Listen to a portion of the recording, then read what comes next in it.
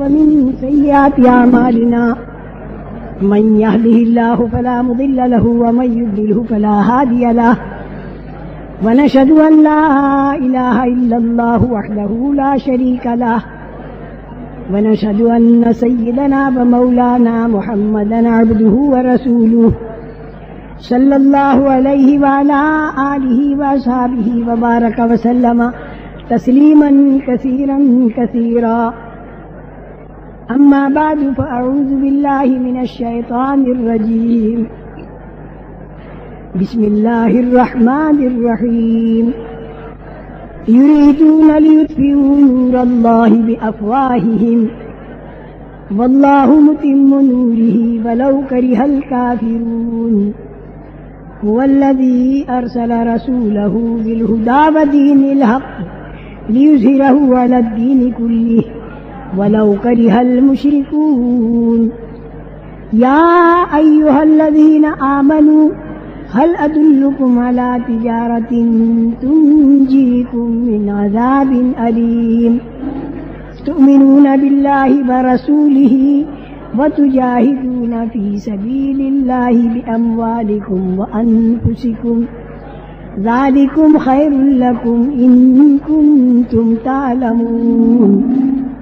يغفر لكم ذنوبكم ويدخلكم جنات تجري من تحتها الأنهار ومساكن طيبة في جنات عدن ذلك الفوز العظيم. وأخرى تحبونها نصر من الله وفتح قريب وبشر المؤمنين. میرے محترم دوستوں اور بزرگوں، ہر چیز کے 3 درجے ہوتے ہیں. ایک محنت اور کوشش، دوسرا درجہ اس چیز کا وجود، تیسرا درجہ اس کا فائدہ.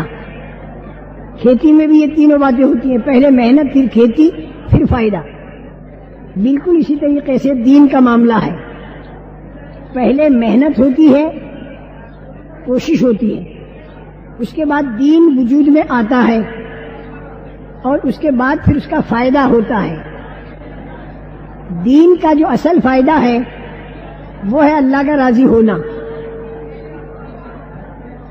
اللہ جب راضی ہو گئے تو بہت بڑا فائدہ مرنے کے بعد یہ ہوگا کہ ہمیشہ کی جنت میں آدمی جائے گا اور ہمیشہ کی جہنم سے بچے گا. اور دنیا کے اندر اللہ کے راضی ہونے کا یہ فائدہ ہوگا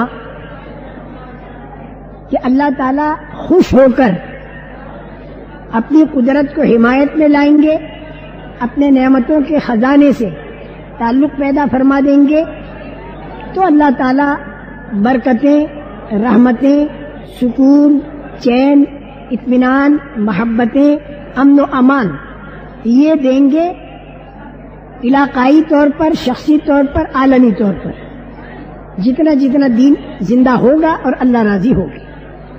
لیکن دین جو ہے وہ ایک دم سے زندہ نہیں ہوتا، اس کی محنت کرنی پڑتی ہے.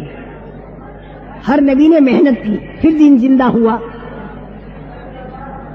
حضور اکرم صلی اللہ علیہ وسلم نے دین کی محنت کا جو طریقہ بتایا، اس طریقے پر جتنی محنت ہوتی جائے گی تو اللہ تعالیٰ اپنی قدرت سے دین کو زندہ فرماتے چلے جائیں گے اور اس کا فائدہ بھی دیتے چلے جائیں گے. لیکن انسان صحیح محنت کرے. اب یہ ہماری جماعتیں جو اللہ کے راستے میں جا رہی ہیں، یہ اس محنت کو سیکھنے کے لیے جا رہی ہے، اور اس محنت کا کرنا تو زندگی بھر ہے انشاءاللہ. گھر پر رہیں تو مقام پر وہ محنت کرنی، باہر جائیں تو باہر جا کر وہ محنت کرنی. لیکن محنت پہلے سیکھی جاتی ہے. تو اس وقت میں آپ حضرات سے یہ بات مختصر طور پر عرض کی جاتی ہے کہ اس محنت کا طریقہ کیا ہے، یہ محنت کیسے کی جائے جس سے دین زندہ ہو. اس محنت کے کرنے سے سب سے پہلی چیز جو ملے گی وہ ہدایت کا نور ملے گا دل میں انشاءاللہ. نبیوں والی جو محنت کرتا ہے اللہ اسے ہدایت کا نور دیتے ہیں. ایک تو نبیوں والی محنت ہو اور ایک دعا ہو. یہ دو باتیں اگر ہوں تو اللہ پاک ہدایت کا نور دیتے ہیں. والذین جاہدوا فینا لنہدینہم سبلنا وإن اللہ لمع المحسنین. نبیوں والی محنت پر اللہ کا ہدایت کا وعدہ. اور یہدی الیہ من ینیب، جس آدمی میں انابت ہو، اللہ کی طرف رجوع ہو، طلب ہو، اللہ اسے بھی ہدایت دیتا ہے. تو نبیوں والی محنت کیا ہے اس کو آپ حضرات کے سامنے بہت مختصر انداز میں ابھی عرض کیا جائے گا.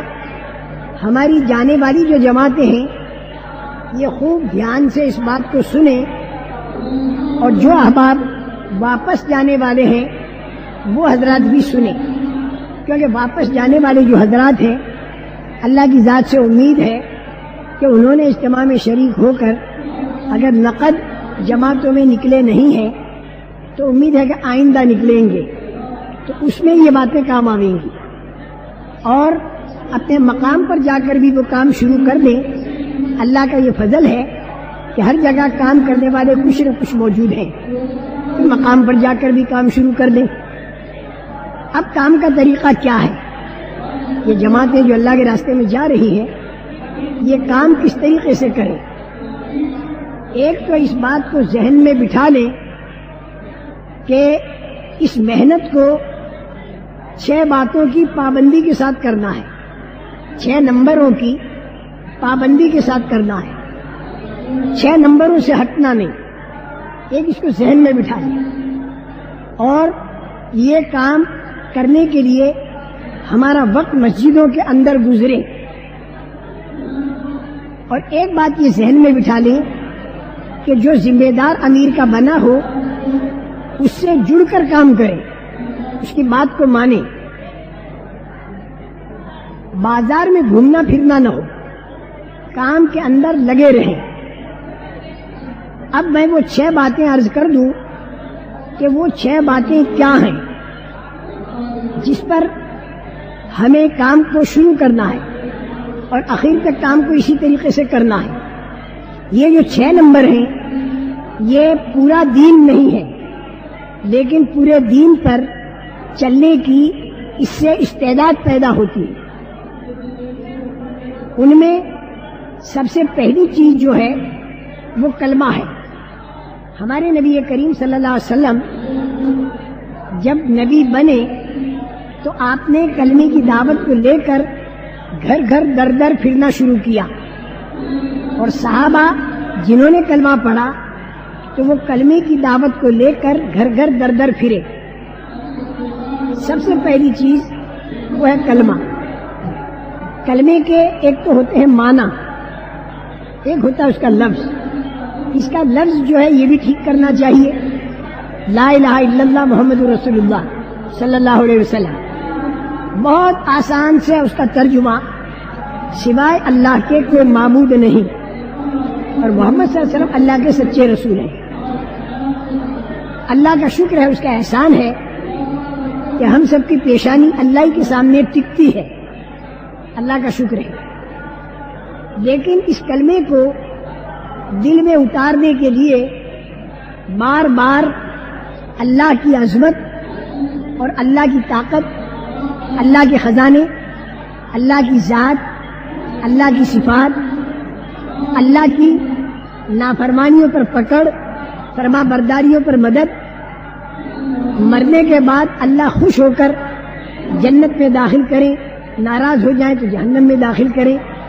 بار بار اللہ کا تذکرہ ہو، اللہ کی عظمت کا تذکرہ ہو. یہ جتنا زبانوں سے بولیں گے اور کانوں سے سنیں گے تو اتنا ہمارے دلوں کے اندر اللہ کا یقین اترے گا اور جڑ جمے گی. جڑ جم جانے کے بعد کلمے کی پھر اگلے سارے اعمال بڑے طاقتور بنتے ہیں. ہر عمل میں طاقت پیدا ہو جاتی ہے اگر جڑ جم جائے.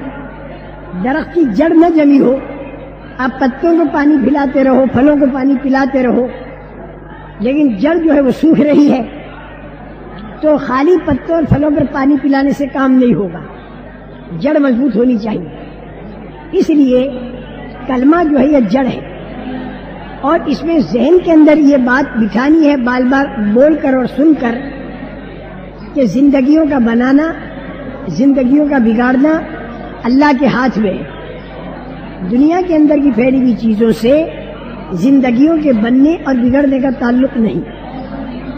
جس کی زندگی اللہ بنائے اس کی بنے گی، جس کی زندگی اللہ بگاڑے اس کی بگڑے گی۔ لیکن اللہ زندگیوں کو اندھا دھن بناتے بھی نہیں، بگاڑتے بھی نہیں۔ اللہ کی زندگیوں کے بنانے کا ضابطہ محمد رسول اللہ صلی اللہ علیہ وسلم کا لایا ہوا پاکیزہ طریقہ ہے۔ جتنا وہ زندگیوں میں آئے گا تو اتنی زندگیاں بنتی چلی جائیں گی دنیا اور آخرت کی، اور جتنا وہ طریقہ زندگیوں سے نکلتا چلا جائے گا اتنی زندگیاں اجڑتی چلی جائیں گی دنیا کی اور آخرت کی۔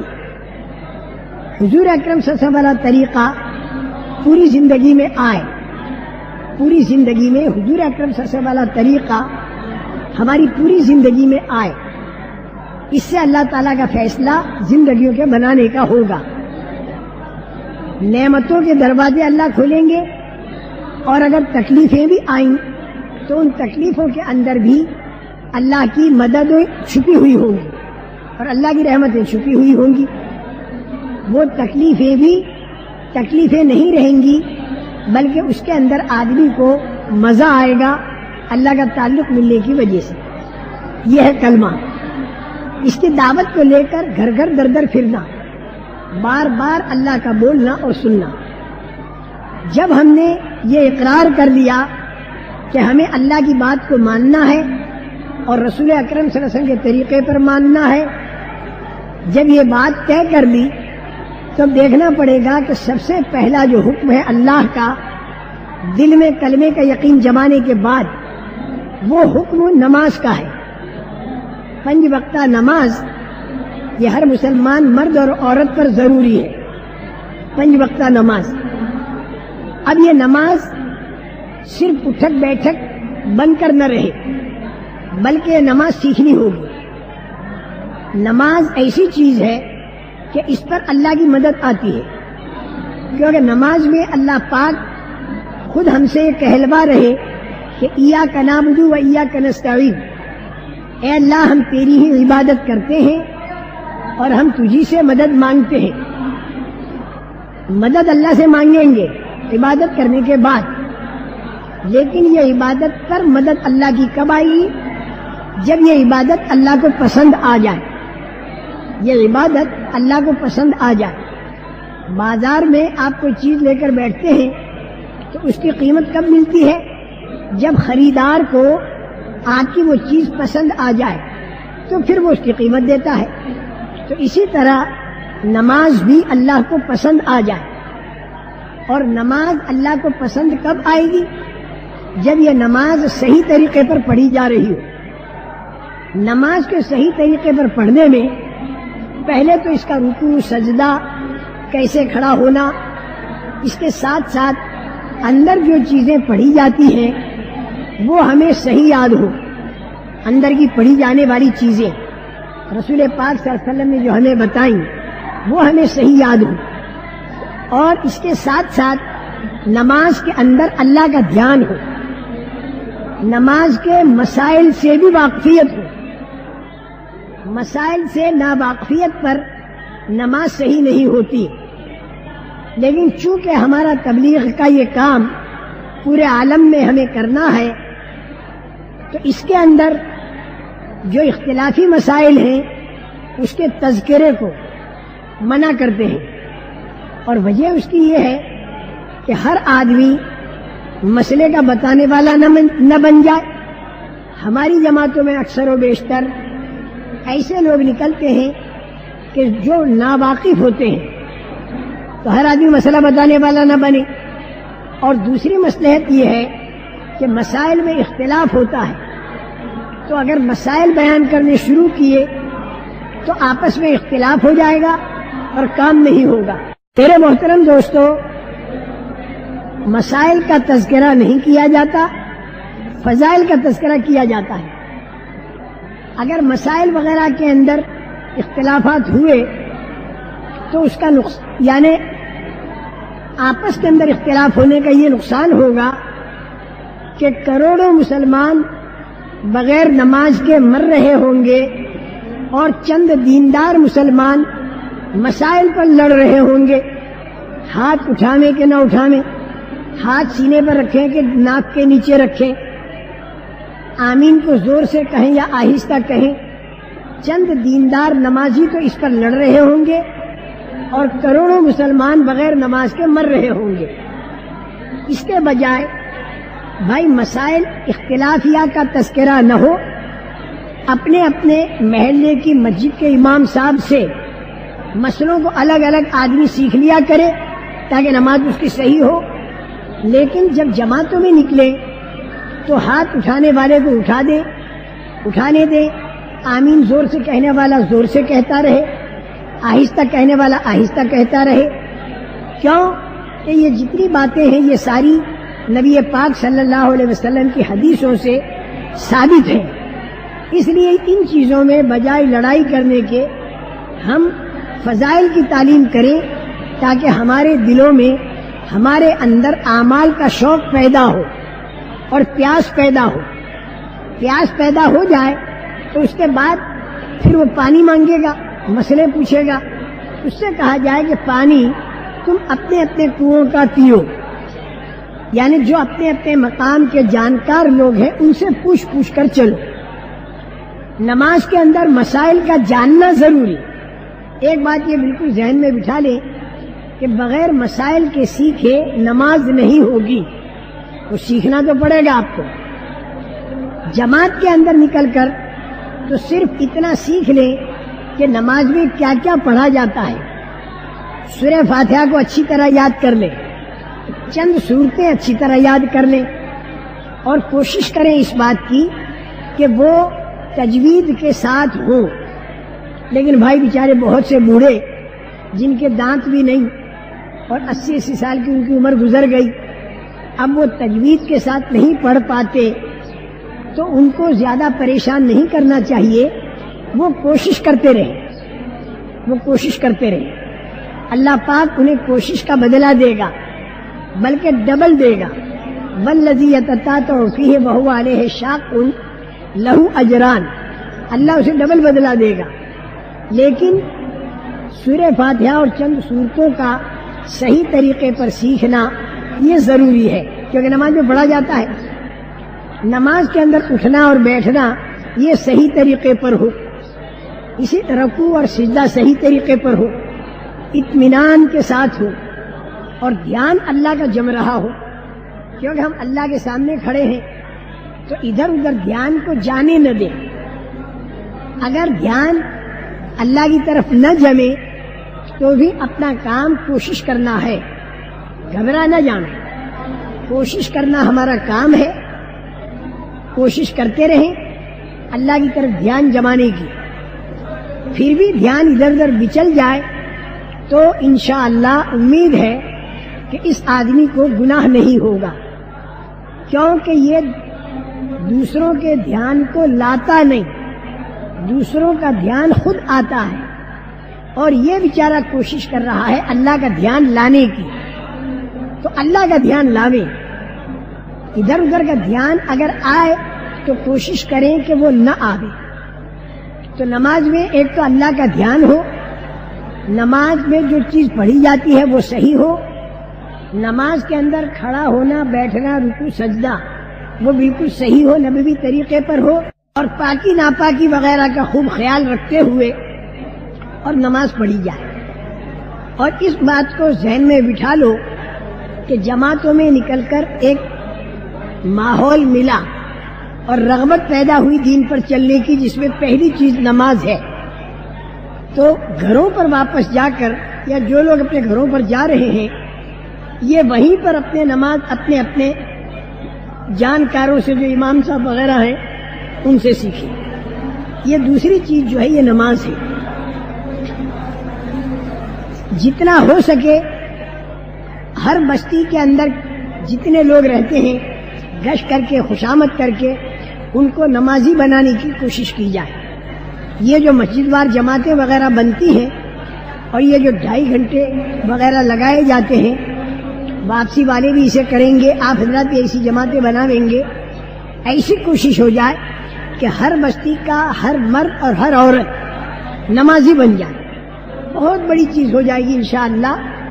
جتنی مسجدیں دنیا میں ہیں اگر سارے مسلمانوں نے نماز شروع کر دی تو انشاءاللہ یہ مسجدیں ناکافی ہوں گی اور ان سے دگنی تگنی مسجدیں بنانی پڑیں گی، اور الحمدللہ یہ کلمے والے مردار نہیں، خوب مسجدیں بنا دیں گے، لیکن ہمیں تو نمازی بنانا ہے، بس لوگ نمازی بنے۔ اچھا، تیسرا نمبر وہ ہے علم اور ذکر کا۔ تیسرا نمبر علم اور ذکر کا۔ میرے محترم دوستو، جب ہم دل کا یقین ٹھیک کریں گے کلمے کی دعوت کے ذریعے، اور جب ہم نمازوں کو اچھی طرح پڑھیں گے تو اللہ کی ذات سے امید ہے کہ ہر بری بات سے ہمارا جی چاہے گا کہ ہم رکیں اور ہم بھلی بات کو کریں۔ اللہ پاک کی طرف سے اس کا دروازہ کھلے گا۔ جب نماز اچھی طرح پڑھی جائے گی تو ان الصلاۃ تنہا عن الفحشاء والمنکر، یہ نماز جو ہے یہ بے حیائی کے کاموں سے اور برے کاموں سے روکے گی۔ لیکن کب؟ جب یہ نماز جاندار بنے، اور نماز کے جاندار بنانے کے لیے یہ جو چند باتیں ابھی بھی عرض کی، رات کو بھی عرض کی، اس کا پورا دھیان رکھا جائے تو نماز انشاءاللہ جاندار بنے گی۔ اور نماز جب جاندار بنے گی، میں سچ کہتا ہوں اللہ کے سامنے عبادت کرنے میں اور نماز پڑھنے میں اس قدر اللہ کا تعلق بڑھے گا، اور اس قدر اس تعلق کے بڑھنے میں ایک روحانی کیفیت محسوس ہوگی کہ چھوڑنے کو جی نہیں چاہے۔ اللہ کا تعلق نماز کے ذریعے ملنا یہ بہت بڑی چیز ہے۔ اور تم حضرات یہ مت سمجھنا کہ ہم لوگ دکاندار، ہم لوگ کسان، کھیتی والے، بھلا ہم کو اللہ کا تعلق کہاں سے ملے گا؟ نہیں بھائی، کوشش کرنے کہ ہم مکلف ہیں، اور تعلق تو اللہ دے گا۔ اللہ تعالیٰ حدیث قدسی میں ہے، یہ فرماتے ہیں کہ جو میرے طرف ایک بالش آئے گا تو میں اس کی طرف ایک ہاتھ آؤں گا، اللہ کہتے ہیں، اور میری طرف ایک ہاتھ آئے گا تو میں 2 ہاتھ آؤں گا اس کی طرف، جو میری طرف چل کر آئے گا تو میں اس کی طرف دوڑ کر آؤں گا۔ تو اللہ تعالیٰ جب یہ دیکھتے ہیں کہ میرا بندہ چل رہا ہے تو پھر اللہ پاک اسے کھینچتے ہیں، اور اللہ اپنے فضل اور رحمت سے اسے لیتے ہیں۔ ہمارا چلنا کیا ہوگا؟ ہمارا کوشش کرنا۔ اب ہمیں پورے دین پر چلنا ہے، تو پورے دین پر چلنے کے لیے نماز کے علاوہ جو ہماری زندگی ہے وہ رسول اکرم صلی اللہ علیہ وسلم کے طریقے پر آ جائے۔ کاروبار اللہ کے حکموں کے مطابق ہو، حضور کے طریقے کے مطابق ہو۔ اسی طرح گھریلو زندگی، کھانا پینا، پیشاب پاخانہ، شادی، یہ سب کرنا ہے۔ اللہ نے ہماری ضروریات رکھی ہیں، لیکن اس میں 2 پابندیاں ہیں، ایک اللہ کا حکم اور دوسرے حضور اکرم صلی اللہ علیہ وسلم کا طریقہ۔ لیکن یہ سیکھے بغیر نہیں آتا، سیکھے بغیر نہیں آتا، اسے سیکھنا چاہیے۔ لیکن سیکھنے سے بھی پہلے ہمارے دلوں میں دینی اعمال کا شوق اور رغبت پیدا ہو، دینی اعمال کا شوق اور رغبت پیدا ہو۔ اس رغبت کے پیدا کرنے کے لیے یہ فضائل کی تعلیم ہے، یہ جو فضائل کی کتابوں کی تعلیم ہے یہ اس شوق کے پیدا کرنے کی، کیونکہ پہلے آدمی میں شوق پیدا ہوتا ہے، اور جب آدمی میں شوق پیدا ہوتا ہے تو پھر وہ آدمی اس کام کو کرنے کو تیار ہوتا ہے۔ رکشہ والا 15 روپے کے شوق میں کتنی تکلیفیں اٹھاتا ہے، کسان 10 من کے 100 من بنانے کے شوق میں کتنی تکلیفیں اٹھاتا ہے۔ تو اسی طرح جو عمل اللہ رسول کے حکموں کے مطابق ہو اس پر کیا ملے گا، یہ فضائل کی کتابوں کے اندر ہم پڑھتے رہیں تو اس کا شوق ہمارے اندر پیدا ہوگا۔ جب شوق پیدا ہوگا جب وہ عمل ہم کریں تو وہ جو وعدہ ہے اللہ کا یا اللہ کے رسول صلی اللہ علیہ وسلم کا، اس وعدے کی امید باندھ کر ہم وہ عمل کریں تو وہ عمل بڑے شوق سے ہوگا، بہت شوق سے وہ عمل ہوگا، ہر عمل شوق سے ہو، بشرطے کہ اس کی قیمت جو ملنے والی ہے اللہ کی طرف سے اس کی امید باندھ کر کریں۔ مثلاً وضو کر رہے ہیں تو تعلیم کے اندر ہم نے سنا تھا کہ وضو کے اندر جہاں تک پانی جاتا ہے یہ حصہ قیامت کے دن چمکے گا، پیر بھی، چہرہ بھی، ہاتھ بھی قیامت کے دن چمکے گا۔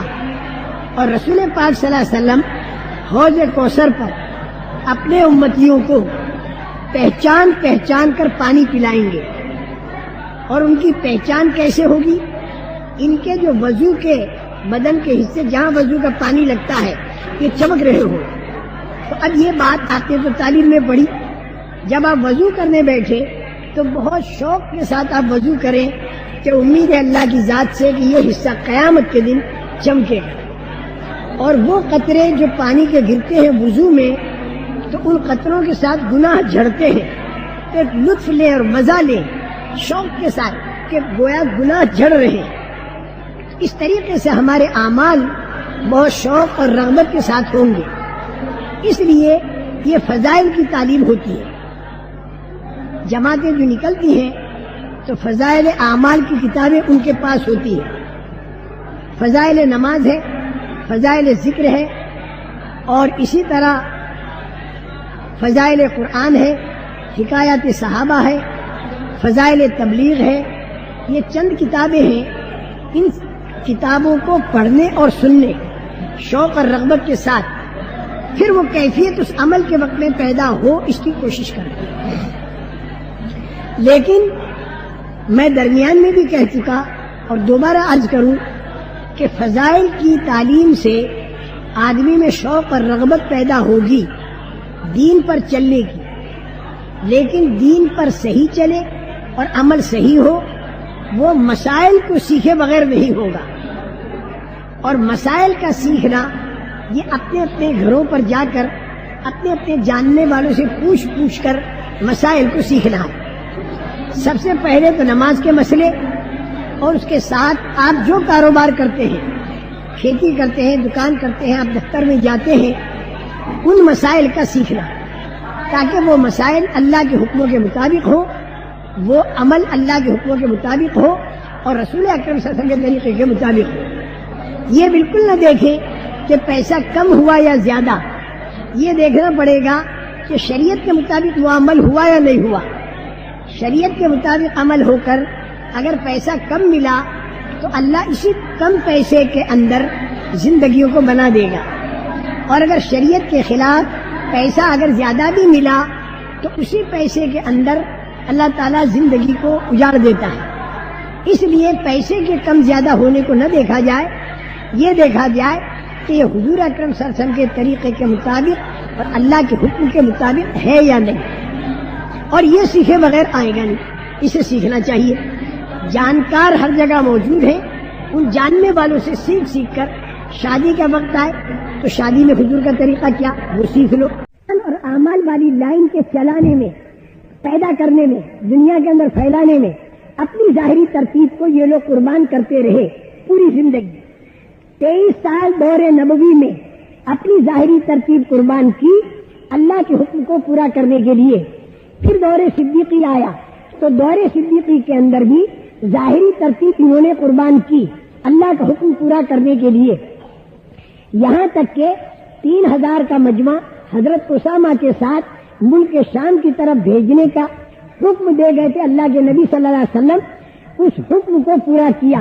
ایسے وقت میں جبکہ ہرقل روم 2 لاکھ کا مجمع لے کر مدینہ منورہ کو تہس نہس کرنے کے لیے نکل چکا تھا، ایک طرف مسیلمہ کذاب جھوٹی نبوت کا دعویٰ کر چکا تھا، بڑا بھاری مجمع اس کے ساتھ ہو چکا تھا، چاروں طرف سے فتنے اور فساد آ چکے تھے۔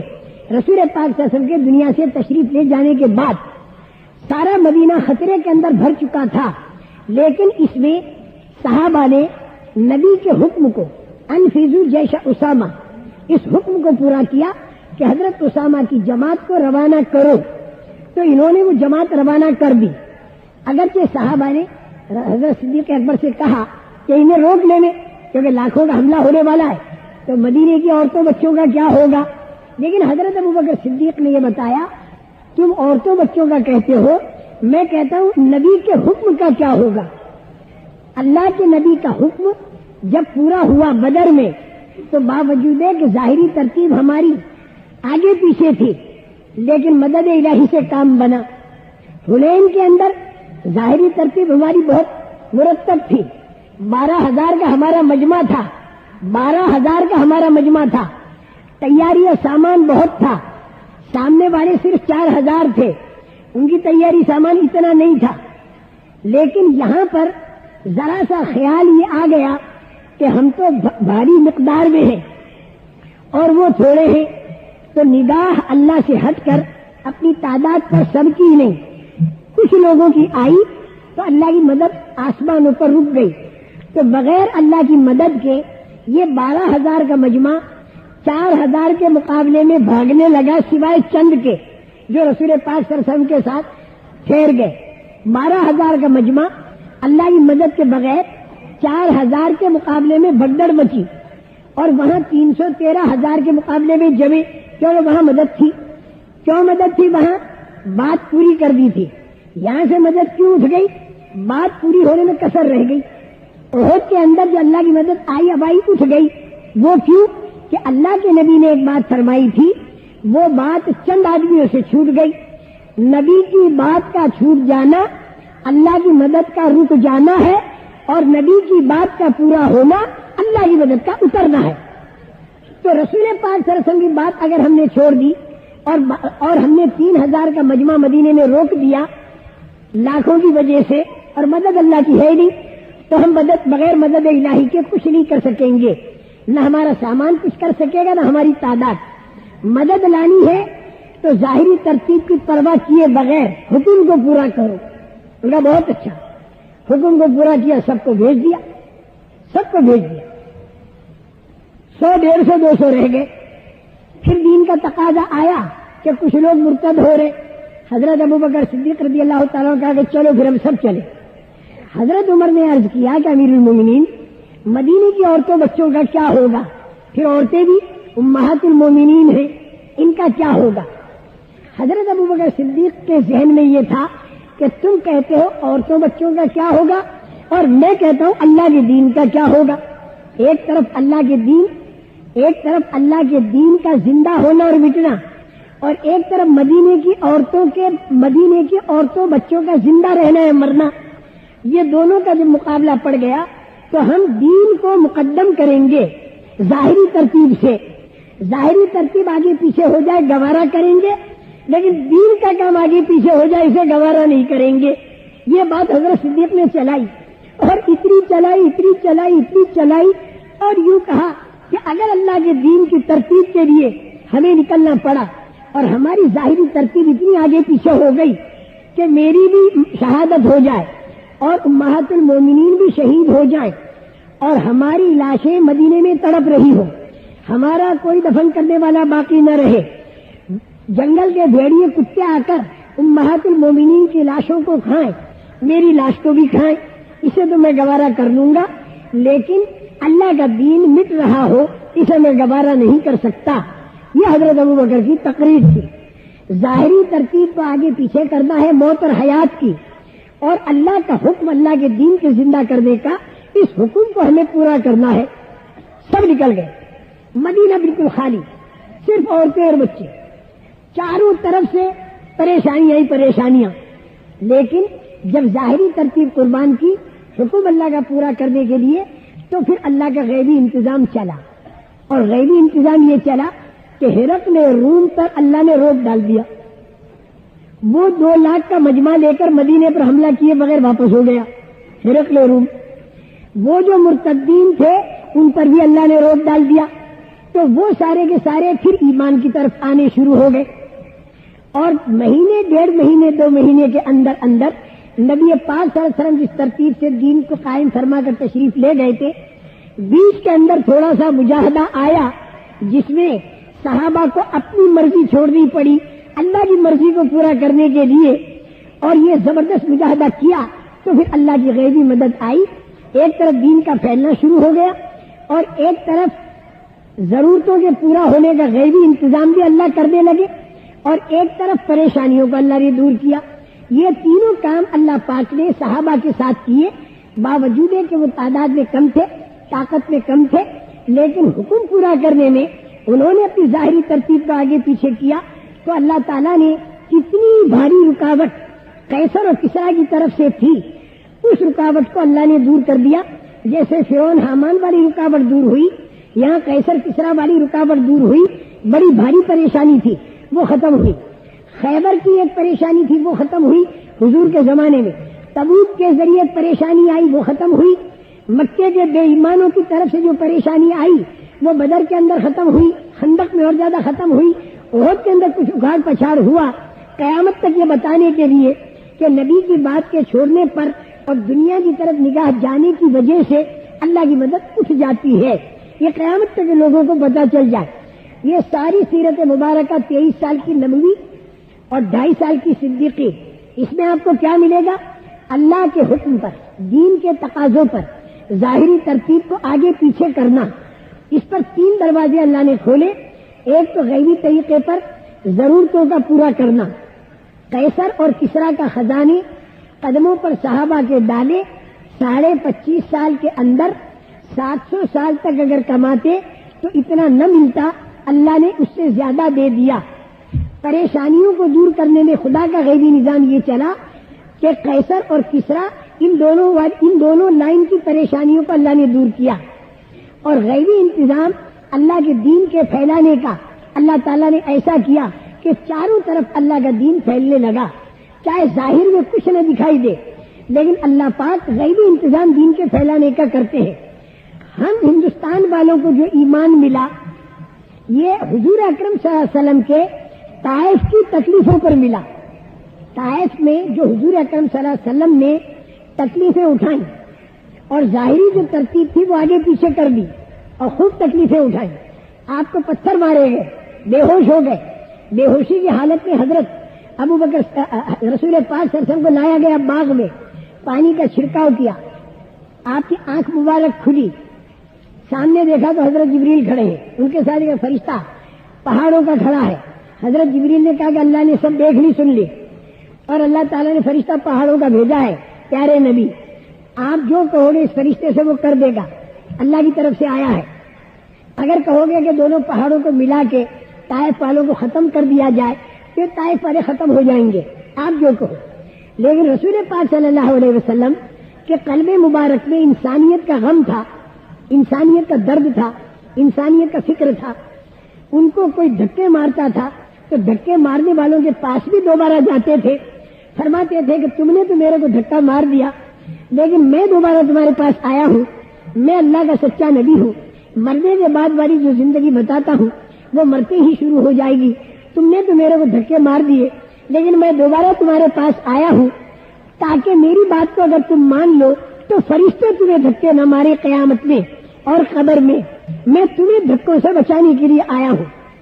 میرے محترم دوستو، اس کے باوجود جب لوگ آپ کو دھکے مار رہے ہوں، پتھر مار رہے ہوں، اللہ کی طرف سے آفر ہو رہا ہے تو اللہ کے نبی اللہ کے عذاب کو رکوا رہے ہیں. اے میرے اللہ تو عذاب کو روک دے. یہ نہیں مانتے تو ہو سکتا ہے ان کی اولاد مانے. ایک طرف تو عذاب رکوایا جا رہا ہے اور جن لوگوں کے اوپر سے عذاب رکوایا جا رہا ہے ان کو جب سمجھانے جاتے ہیں تو وہ پتھر مار کے بے ہوش کرتے ہیں. اس بے ہوشی کے بعد جب عتبہ کے باغ میں آپ نے جو دعا مانگی اور اس کے علاوہ بھی جو دعائیں مانگی تنہائیوں کے اندر، وہ کس قدر یعنی رقت آمیز دعائیں اور کتنی درد بھری وہ دعائیں ہوں گی اس انسانیت کے غم میں. جو دعائیں کتابوں کے اندر آ گئیں رسول پاک صلی اللہ علیہ وسلم والی، یہ تو وہ دعائیں ہیں کہ جس کو کسی نے سنا، لیکن تنہائیوں کی دعائیں رسول پاک صلی اللہ علیہ وسلم کی پورے انسانوں کے غم میں جو مانگی جاتی تھی، جس کو کسی نے نہیں سنا، نہ معلوم وہ کتنی درد بھری دعائیں ہوں گی کہ جن کو اوپر سے اللہ کا عذاب رکوایا جا رہا ہے اور ان کے پاس جاتے ہیں تو وہ انہیں مار کے بے ہوش کر رہے ہیں. اس وقت میں جو دعائیں آپ مانگتے ہوں گے وہ دعائیں کتنی درد بھری دعائیں ہوں گی جس کو ہم سمجھ بھی نہیں سکتے. میرے محترم دوستو، رسول پاک صلی اللہ علیہ وسلم کو مارنے والے اور دھکا دینے والے ان پر ہمیں غم اور صدمہ ہے، لیکن ہمیں غم اور صدمہ اس بات کا بھی ہونا چاہیے کہ جس پاکیزہ طریقے کے لیے آپ نے دھکے کھائے اور جس پاکیزہ دین کے لیے آپ نے دھکے کھائے، آج اس مسلمان کے گھر سے حضور کا طریقہ اور حضور کا دین دھکے کھا رہا ہے، اور کاروبار سے بھی اور شادیوں سے بھی. یہ زیادہ درد بھری چیز ہے کہ وہ تو ظالم دشمن تھے، ان دشمنوں نے اللہ کے نبی کو دھکے مارے اور آپ نے دھکے کھائے اپنے پاکیزہ طریقے کو چالو کرنے. جس پاکیزہ طریقے اور جس پاکیزہ دین کے چالو کرنے آپ نے دھکے کھائے، وہ پاکیزہ طریقہ اور پاکیزہ دین کلمہ پڑھنے والے کے گھر سے دھکا کھا رہا ہو، کاروبار سے دھکا کھا رہا ہو اور اس کی شادیوں سے دھکے کھا رہا ہو. یہ اس سے زیادہ درد بھری چیز ہے. اس لیے میرے محترم دوستو، رسول پاک صلی اللہ علیہ وسلم نے کوئی بد دعا نہیں کی اور یہ کہا کہ اگر یہ نہیں مانتے تو ان کی اولاد مانے گی. ظاہری ترتیب آگے پیچھے ہو گئی. دین کے پھیلنا ظاہر میں بالکل دکھائی نہیں دیتا، لیکن انہی مجاہدوں اور قربانیوں کے اندر اللہ کے غیبی نظام دین کے پھیلنے کا چلتا ہے. اس وقت تو دکھائی دیا نہیں، لیکن آخری وقت میں یہ طائف والے مدینے آئے، انہوں نے کلمہ پڑھا، ان کی نسل چلی. ان کی نسل میں حضرت محمد ابن قاسم ثقفی یہ پیدا ہوئے بنی ثقیف کے. بنی حوازن اور بنی ثقیف تھے اس وقت میں طائف کے اندر. تو بنی ثقیف کے حضرت محمد بن قاسم ثقفی رحمت اللہ علیہ پیدا ہوئے، بڑے ہوئے، اور وہ ایک جماعت ایمان اور اعمال والوں کی لے کر چلے وہاں سے اور چل کر ہندوستان آئے، سندھ میں قدم رکھا. اس زمانے میں ہندوستان، پاکستان، بنگلہ دیش، برما، یہ سارا کا سارا ہند تھا. ابتدا ہوئی سندھ سے، اور انہوں نے وہ ایمان اور اعمال والی ایک جماعت لائے. اس جماعت کو لوگوں نے دیکھا اور دیکھ کر ایمان والی چیز پھیلی اور پھیلتے پھیلتے پھیلتی چلی گئی، یہاں تک کہ وہ باقی رہی. ہوتے ہوتے آج کروڑوں کی تعداد میں کلمے والے، جس میں ہم بھی سارے کلمے والے، یہ محمد بن قاسم ثقفی رحمۃ اللہ علیہ کے ایمان اعمال والی جماعت کے آنے کی برکت، اور یہ محمد بن قاسم ثقفی یہ رسول پاک صلی اللہ علیہ وسلم کی اس جملے کی برکت، اے اللہ تو ان کو ہلاک مت کر، یہ نہیں مانتے تو ان کی اولاد مانے گی پتھر کھانے کے بعد بھی. تو دیکھیے اولاد میں ایک آدمی ایسا پیدا ہوا کہ اس کی وجہ سے ہم کروڑوں کو ایمان ملا. آپ میری بات کو سمجھے کیا کہہ رہا ہوں. تمہاری جماعتوں کے پھرنے میں ظاہر کے اندر اگر کچھ ہوتا دکھائی نہ بھی دے، لیکن پھر بھی آپ حضرات کام کرتے رہے. اللہ پاک نے اسی کے اندر دین کے پھیلانے کی اور امن و امان کے لانے کی اور دنیا میں برکتوں کے ڈالنے کی، رحمتوں کے اتارنے کی، دین کے پھیلنے کی غیبی ترتیبوں کو اندر ہی اندر چھپا رکھا ہے. بعض مرتبہ ہماری موجودگی میں وہ ترتیب سامنے آتی ہے اور بعض مرتبہ غیر موجودگی میں وہ ترتیب سامنے آتی ہے. اس بنا پر گھبرانے کی ضرورت نہیں کہ اتنے سالوں سے مکانی کام میں کر رہا لیکن صاحب کوئی سنتا ہی نہیں، میں فلاں ملک میں گیا لیکن وہاں تو کسی نے سنا ہی نہیں. اس کی بالکل پرواہ نہ کریں. نوح علیہ السلام نے 950 سال تک محنت کی، بات کے ماننے والے صرف 80 آدمی نکلے 950 سال میں. تقریباً 12 سال میں ایک نے مانی، پھر بھی کرتے رہے. لیکن ان 80 کی نسل قیامت تک جو چلی اس میں نہ معلوم کتنے اللہ کی بات ماننے والے بنے. اس بنا پر میں نے پھر وہی 3 باتیں آپ کو دوہرا دوں. صحابہ کمزور تھے، کم طاقت تھے، کم تعداد تھے، لیکن انہوں نے اپنی ظاہری ترتیب قربان کر کے اللہ کے حکم کو پورا کیا تو اللہ نے غیبی 3 دروازے کھولے، پریشانیوں کے ختم ہونے کے، قیصر کسریٰ والے بھی دوسرے بھی، ضرورتوں کے پورا ہونے کے اور اللہ کے دین کے پھیلنے کے. وَاذْكُرُوا إِذْ أَنْتُمْ قَلِيلٌ مُسْتَضْعَفُونَ فِي الْأَرْضِ تَخَافُونَ أَنْ يَتَخَطَّفَكُمُ النَّاسُ فَآوَاكُمْ وَأَيَّدَكُمْ بِنَصْرِهِ وَرَزَقَكُمْ مِنَ الطَّيِّبَاتِ لَعَلَّكُمْ تَشْكُرُونَ. اللہ صحابہ کو یہی بات یاد دلاتے ہیں. میں نے بنی اسرائیل کی بات سنائی, صحابہ کی سنائی. اب آ گئی ہماری تمہاری باری. اب ہماری تمہاری باری آئی. ہماری تمہاری باری کیا آئی کہ ہم ایمان اور اعمال والی لائن کو اپنے اندر اتارنے, دنیا کے اندر چلانے کی محنت کو اور کام کو اپنا کام بنا لیں. اس کام بنانے میں اپنی ظاہری ترتیب ضرورتوں کے پورا ہونے کی اگر آگے پیچھے ہو جائے اور پریشانیوں کے ختم کرنے کی ظاہری ترتیب آگے پیچھے ہو جائے, اس کی پرواہ نہ کرے اور حکم اللہ کا دیکھے اور کھڑے ہو جائیں, تو وہی تینوں غیبی نظام اللہ کے آج بھی چلیں گے, کیونکہ اللہ اسی طاقت کے ساتھ آج بھی اور اسی خزانے کے ساتھ آج بھی. لیکن جی یہ چاہتا ہے کہ آج والی بات میں بالکل موقوف کر کے آج کے بعد جو زمانہ آنے والا ہے قیامت سے پہلے کا, میں اس کو عرض کروں. اس لیے کہ عام ذہنوں میں یہ آتا ہے کہ بنی اسرائیل کا زمانہ ڈنڈوں اور تلواروں اور اونٹوں کا زمانہ, صحابہ کا زمانہ ڈنڈوں, تلواروں اور اونٹوں کا زمانہ, آج کا زمانہ راکٹ اور ایٹم کا زمانہ. تو آج کے زمانے میں بھی اللہ کا حکم ایمان اعمال کا پورا کرنے پر جو چیز پہلے ہوئی تھی کیا آج بھی ہو سکتی ہے؟ بالکل ہو سکتی ہے, کیونکہ اللہ کے جو وعدے قرآن پاک میں ہیں, رسول پاک صلی اللہ علیہ وسلم جو باتیں احادیث پاک میں ہیں, وہ آج کے لیے بھی ہیں. چاہے دنیا کتنی طاقت میں آگے بڑھ جائے اور خزانوں میں آگے بڑھ جائے اور تیز رفتاری میں آگے بڑھ جائے, اللہ بڑی طاقت والے ہیں. لیکن آج کے دور کو چھوڑ کر جو اس سے آگے کا دور آنے والا ہے, جو ظاہری مادہ پرستوں کے لیے آج سے بھی زیادہ ترقی کا وہ دور ہوگا, اس وقت میں جو رکاوٹیں آئے گی دین کے لیے بڑی بڑی, ایک رکاوٹ آئے گی دجال کی سرمایہ داری کے اعتبار سے, ایک رکاوٹ آئے گی یاجوج ماجوج کی طاقت کے اعتبار سے. یہ دو بڑی رکاوٹیں, ایسی رکاوٹیں دنیا میں اب تک نہیں آئیں. دجال کے بارے میں ہر نبی نے پناہ مانگی, رسول پاک صلی اللہ علیہ وسلم نے پناہ مانگی, اس سے پناہ ملنے کی تدبیریں بتائیں. یاجوج ماجوج کی طاقت اتنی بڑی طاقت آنے والی ہے کہ ان کی تعداد پوری دنیا کے انسانوں سے زیادہ ہوگی اور ان کی طاقت ساری غلط طاقتوں سے زیادہ ہوگی. یہ دونوں چیزیں رکاوٹ کے طور پر آئیں گی آخری زمانے میں, دجال بھی اور یاجوج ماجوج بھی. لیکن اس زمانے کے جو ایمان والے اور اعمال والے ہوں گے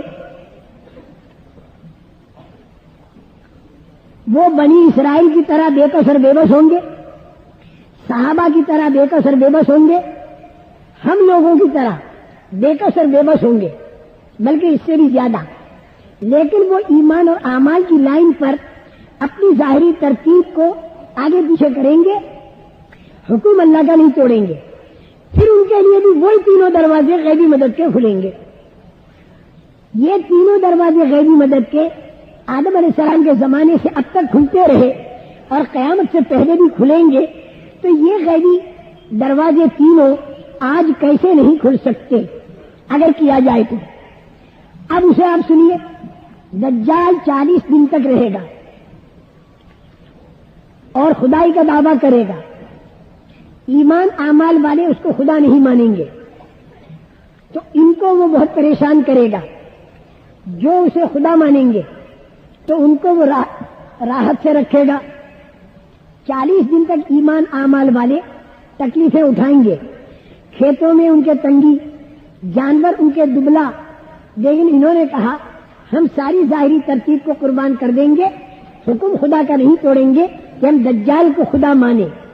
اگرچہ وہ اپنی آنکھوں سے دیکھیں گے کہ جنہوں نے دجال کو خدا مانا, اس دجال نے ان خدا ماننے والوں کی دبلے جانوروں کو موٹا کر دیا, آسمان جگہ برس جا تو آسمان برس گیا اور وہ لوگ بڑے مزے میں آ گئے.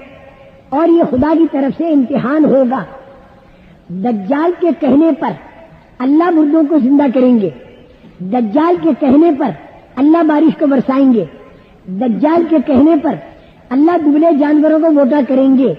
یہ اللہ کی طرف سے امتحان ہوگا. جیسے ہم لوگوں کا امتحان ہمارا کاروبار ہے, کاروبار کرا کر پھر اللہ ہماری ضرورتیں پوری کرتے ہیں، حالانکہ وہ قادر مطلق ہیں، لیکن امتحان کے طور پر کاروبار ہمارے سامنے ڈالا۔ اجتماعی طور پر جو امتحان ہے اس وقت پوری دنیا کا، وہ یہ سائنسی ترقیات ہیں۔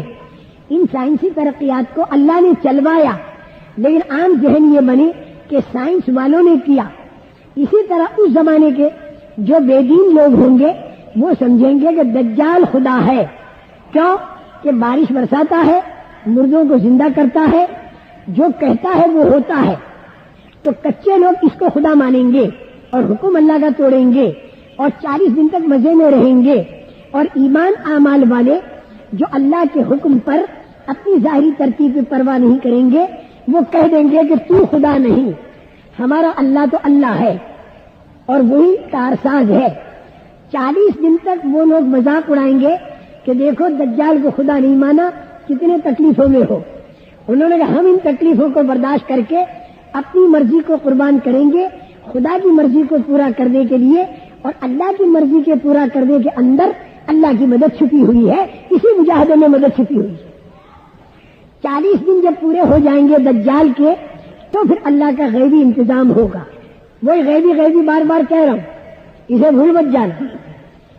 حضرت عیسیٰ علیہ السلام جو لمبی مدت سے آسمانوں پر ہوں گے وہ اتریں گے، اور جامع اموی کے مسجد کے مشرقی مینارے پر وہ اتریں گے، سیڑھی لائی جائے گی، نیچے آئیں گے، یہ خدا کا غیبی انتظام۔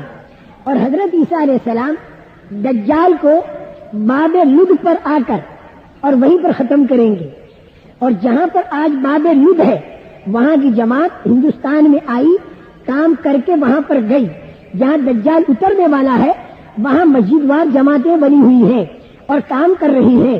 حضرت عیسیٰ علیہ السلام کے ساتھیوں کا بھی تو انتظام اللہ پاک کر رہے، تو وہ انتظام ہے، اور رہا دجال کے ساتھی، وہ انتظام تو پوری دنیا میں آپ جانتے ہی ہو کہ دجال کے ساتھ دینے والے کتنے دنیا میں ہیں، لیکن حضرت عیسیٰ علیہ السلام کے بھی ساتھی ابھی سے ہی بن رہے ہیں۔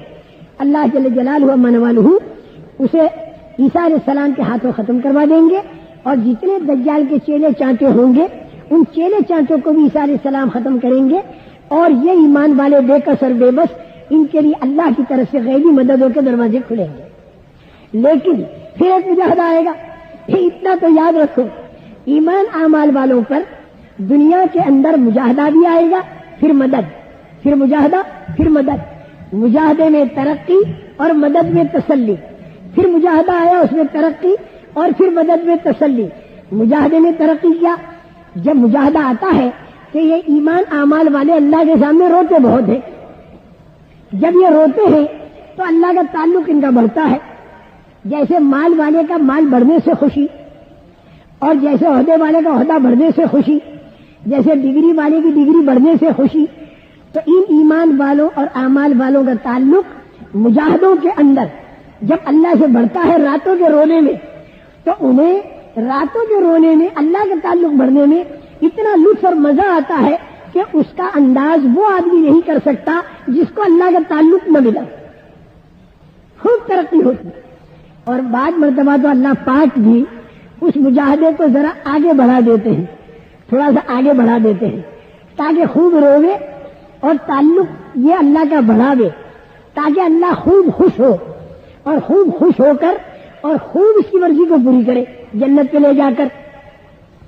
لیکن ہمارے اللہ چونکہ انسان کی کمزوری کو بھی دیکھتے ہیں کہ اگر خالی مجاہدہ ہی مجاہدہ اس کمزور انسان پر رہا اور مجاہدے میں ترقی روحانی تو ملتی رہی، جسمانی تکلیفیں اس پر آتی رہی، تو میرا یہ پیارا بندہ اور میرا یہ محبوب بندہ کہیں گھبرا نہ جائے، تو اس کو گھبراہٹ سے بچانے کے لیے پھر اللہ پاک مدد فرماتے ہیں تاکہ میرے بندے کو تسلی ملے۔ یرید اللہ ان یخفف عنکم وخلق الانسان ضعیفا، اللہ تعالیٰ معاملے کو ہلکا کر دیتے ہیں کیونکہ اللہ جانتے ہیں کہ یہ میرا بندہ کمزور ہے۔ اسی طرح میرے محترم دوستو، دین کے کام کو اللہ نے آسان کیا، لیکن جب ایمان کی طاقت ہو، ایمان کی طاقت کمزور ہو جائے تو پھر دین کا کام مشکل دکھائی دے گا۔ تو بہرکیف میرے محترم دوستو، یہ یاجوج ماجوج آ گئے، یہ دوسرا مجاہدہ آیا، بڑا زبردست مجاہدہ۔ یاجوج ماجوج بڑی لمبی عمروں والے، کتابوں میں آتا ہے کہ ایک ایک بوڑھا یاجوج ماجوج میں سے اس وقت تک نہیں مرتا جب تک کہ 1000 آدمی اس کی اولاد میں لڑائی کرنے والے پیدا نہ کر دے۔ بڑی بھاری طاقت ان کی، ذوالقرنین کی دیوار کے پیچھے سارے موجود روزانہ دیوار کے توڑنے کی کوشش کرتے ہیں، ابھی تک بھی توڑ سکے، قیامت سے پہلے وہ توڑ سکیں گے۔ جب وہ توڑ تاڑ کے یا اوپر چڑھ چڑھا کے جب اتر آئیں گے سب کے سامنے، تو چونکہ بدن ان کے لمبے چڑھیں گے، بڑے بھاری، تعداد بھی زیادہ، جتنے انسانوں کی مردم شماری ہوگی اس سے کئی گنا زیادہ یاجوج ماجوج کی مردم شماری ہوگی، اور وہ پوری دنیا پر چھا جائیں گے۔ پوری دنیا کے لیے بہت بڑا حادثہ ہوگا۔ جتنے بے دین اور غلط قسم کے لوگ اور اپنی مادی طاقتوں اور سرمایوں پر فخر کرنے والے لوگ، وہ بھی سارے حیرت میں پڑ جائیں گے۔ چاند تک پہنچنے والے نہ معلوم اس دن تک ہو سکتا ہے مریخ کے بھی آگے پہنچ چکے ہو، وہ بھی سارے ڈھیلے پڑ جائیں گے، اور ایٹمی طاقت سے نہ معلوم کون سی بڑی طاقت اس وقت تک یہ لوگ تیار کر لیں گے، وہ بھی سارے ڈھیلے پڑ جائیں گے یاجوج ماجوج کے مقابلے میں۔ لیکن یہ ایمان والے اور اعمال والے، ایمان والے اور اعمال والے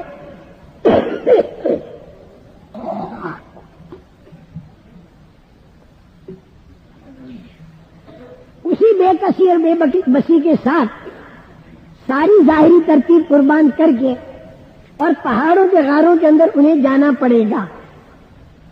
حضرت عیسیٰ علیہ السلام بھی تشریف لے جائیں گے، ایمان اعمال والے تشریف لے جائیں گے، صاحب بہت بڑی پریشانی آ گئی۔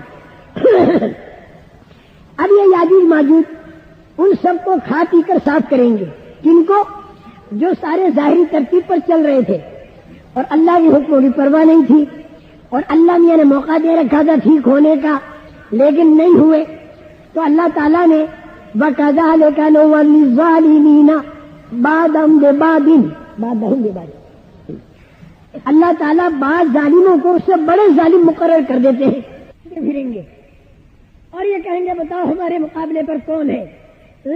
یہاں تک کہ بیت المقدس کا جو بڑا پہاڑ ہے اس کے اوپر چڑھیں گے اور آسمان کی طرف تیر چلائیں گے، تو اللہ پاک ان تیروں کو خون آلود بنا کر واپس بھیجیں گے۔ تو یاجوج ماجوج کہیں گے کہ دیکھو آسمان میں بھی ہم نے خوریزی کر دی، دنیا میں تو ہم اور آسمان میں بھی ہم نے خوریزی کر دی، دندناتے پھریں گے۔ یہ اللہ نے غلط لوگوں کو تھوڑا سا دندنانے دیتے ہیں، دندناتے رہو، لیکن وہ موقع دیتے ہیں کہ کر لو نہیں کرتے، پھر آخر میں پکڑتے ہیں۔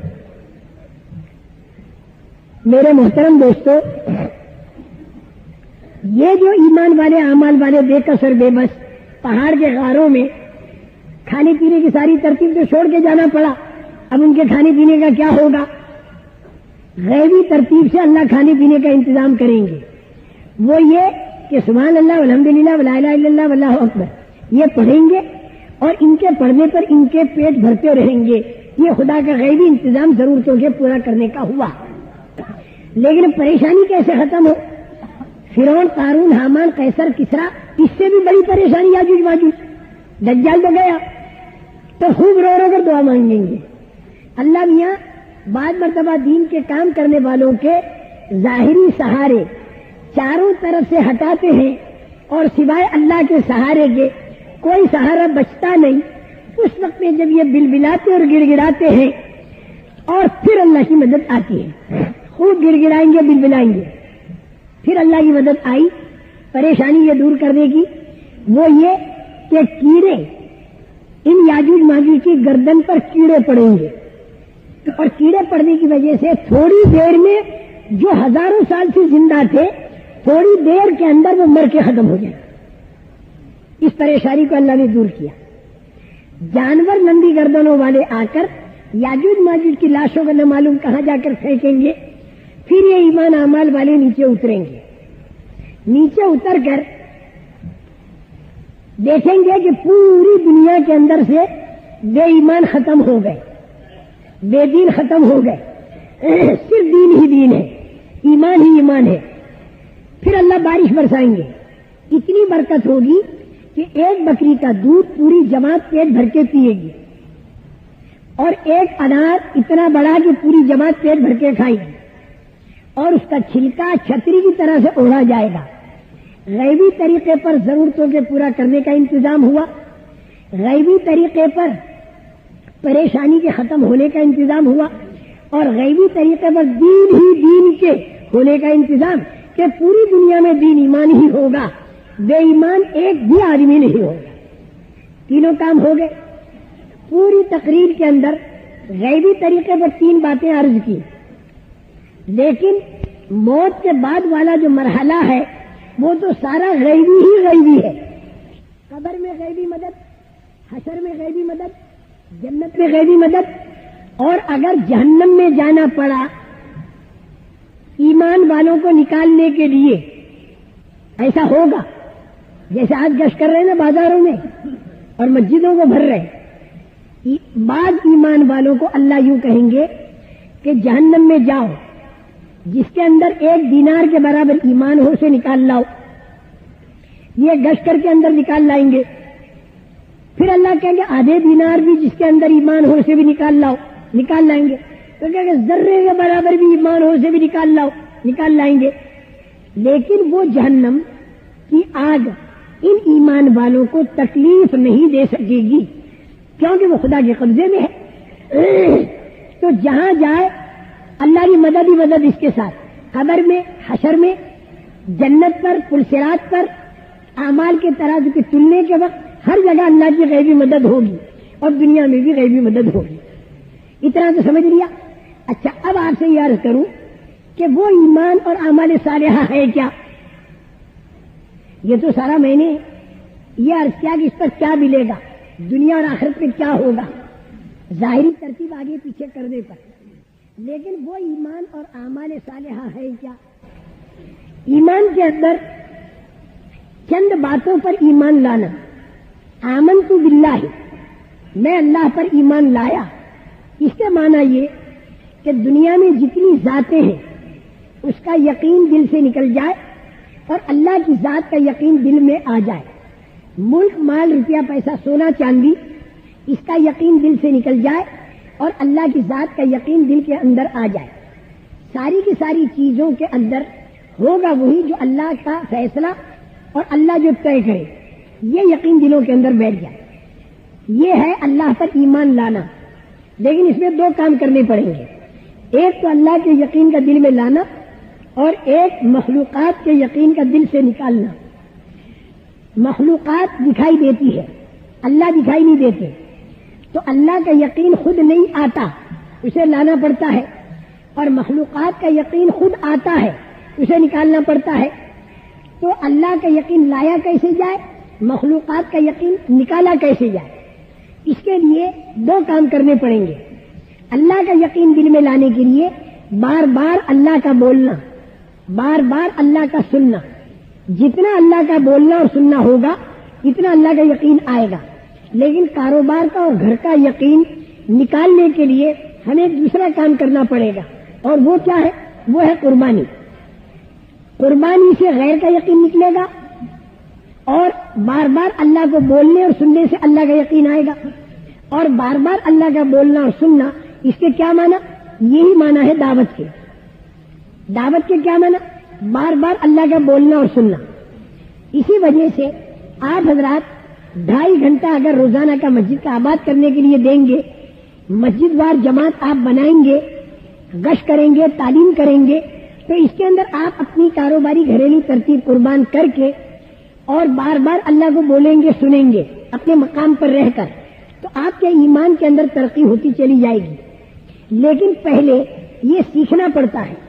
اس کے سیکھنے کے لیے جماعتوں کے اندر 4 مہینہ پھر کر بار بار اللہ کا بولنا اور سننا سیکھا جائے، اور کاروبار کی گھر کی قربانی دینا بھی سیکھا جائے، تاکہ اپنی ظاہری ترتیب آگے پیچھے کرنی آ جائے اللہ کے حکم کو پورا کرنے کے لیے اور اللہ کے دین کے تقاضوں پر.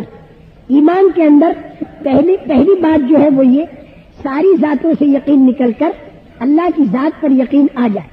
کیسے ہوگا؟ دعوت اور قربانی کی فضا میں. آمنت باللہ و ملائکتہ، فرشتوں پر میں ایمان لایا. فرشتوں پر ایمان لانے کے معنی یہ ہے کہ جتنا ظاہری نظام دنیا کا ہے، ملک کا، مال کا، گھروں کا، کاروبار کا، ایٹمیات کا، یہ جتنا ظاہری نظام ہے اس سے یقین ہمارا ہٹے اور اللہ کا جو چھپا ہوا نظام ہے فرشتوں والا غیبی، اس پر ہمارا یقین آئے. ظاہری نظام آدمی کے ہاتھ میں کتنا ہی بڑا ہو، لیکن خدا کا غیبی نظام فرشتوں والا اگر خلاف ہوا تو اسی ظاہری نظام میں زندگی اجڑ جائے گی. اور ظاہری نظام چاہے ہاتھ میں کم ہو لیکن فرشتوں والا غیبی نظام اگر حمایت میں ہے تو زندگی بن جائے گی. نمرود، فرعون، قارون، حامان، ان کے پاس ظاہری نظام تو تھا لیکن خدا کا غیبی نظام ان کے خلاف تھا، تو انجام میں نتیجہ ان کا برا نکلا. اور حضرت لوط علیہ السلام، ابراہیم علیہ السلام، دیگر انبیاء ان کے ماننے والے، ان کے پاس عام طور سے ظاہری نظام تو بہت کم تھا لیکن خدا کا غیبی نظام حمایت میں آ گیا تو ان کی زندگی بن گئی. بس ایک یہ یقین لانا پڑے گا ہمیں کہ ظاہری نظام سے یقین ہٹے اور خدا کے غیبی نظام پر یقین آئے. اور یہ طریقہ سیکھنا پڑے گا کہ خدا کا غیبی نظام حمایت میں کیسے آئے. اس کو پورے بیان میں عرض کیا جا چکا کہ ایمان میں طاقت پیدا ہو اور اعمال اچھے ہو تو پھر خدا کا غیبی نظام حمایت میں آئے گا. لیکن اس میں مجاہدہ کیا پڑے گا؟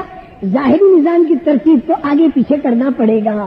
جیسے آپ حضرات سے ابھی 4 مہینہ مانگا جائے گا تو واپسی کا ٹکٹ بھی بنا ہوا یا چلے کا خرچہ لائے اور 4 مہینے کا مطالبہ ہوا، بیوی کو چلے کا خرچہ دیا، یہاں 4 مہینے کا مطالبہ ہوا. اب 4 مہینے کے لیے جب آپ کھڑے ہوں گے تو آپ کی ظاہری ترتیب آگے پیچھے آپ کو کرنی پڑے گی. خط لکھ کر، ٹیلی فون کر کے یا جانے والوں کے ساتھ تھوڑا بہت ظاہری ترتیب ان کو سمجھا دیں گے. پورے کا تو موقع نہیں، اور خدا کے غیبی نظام پر یقین کر کے اور آگے قدم اٹھا دیں،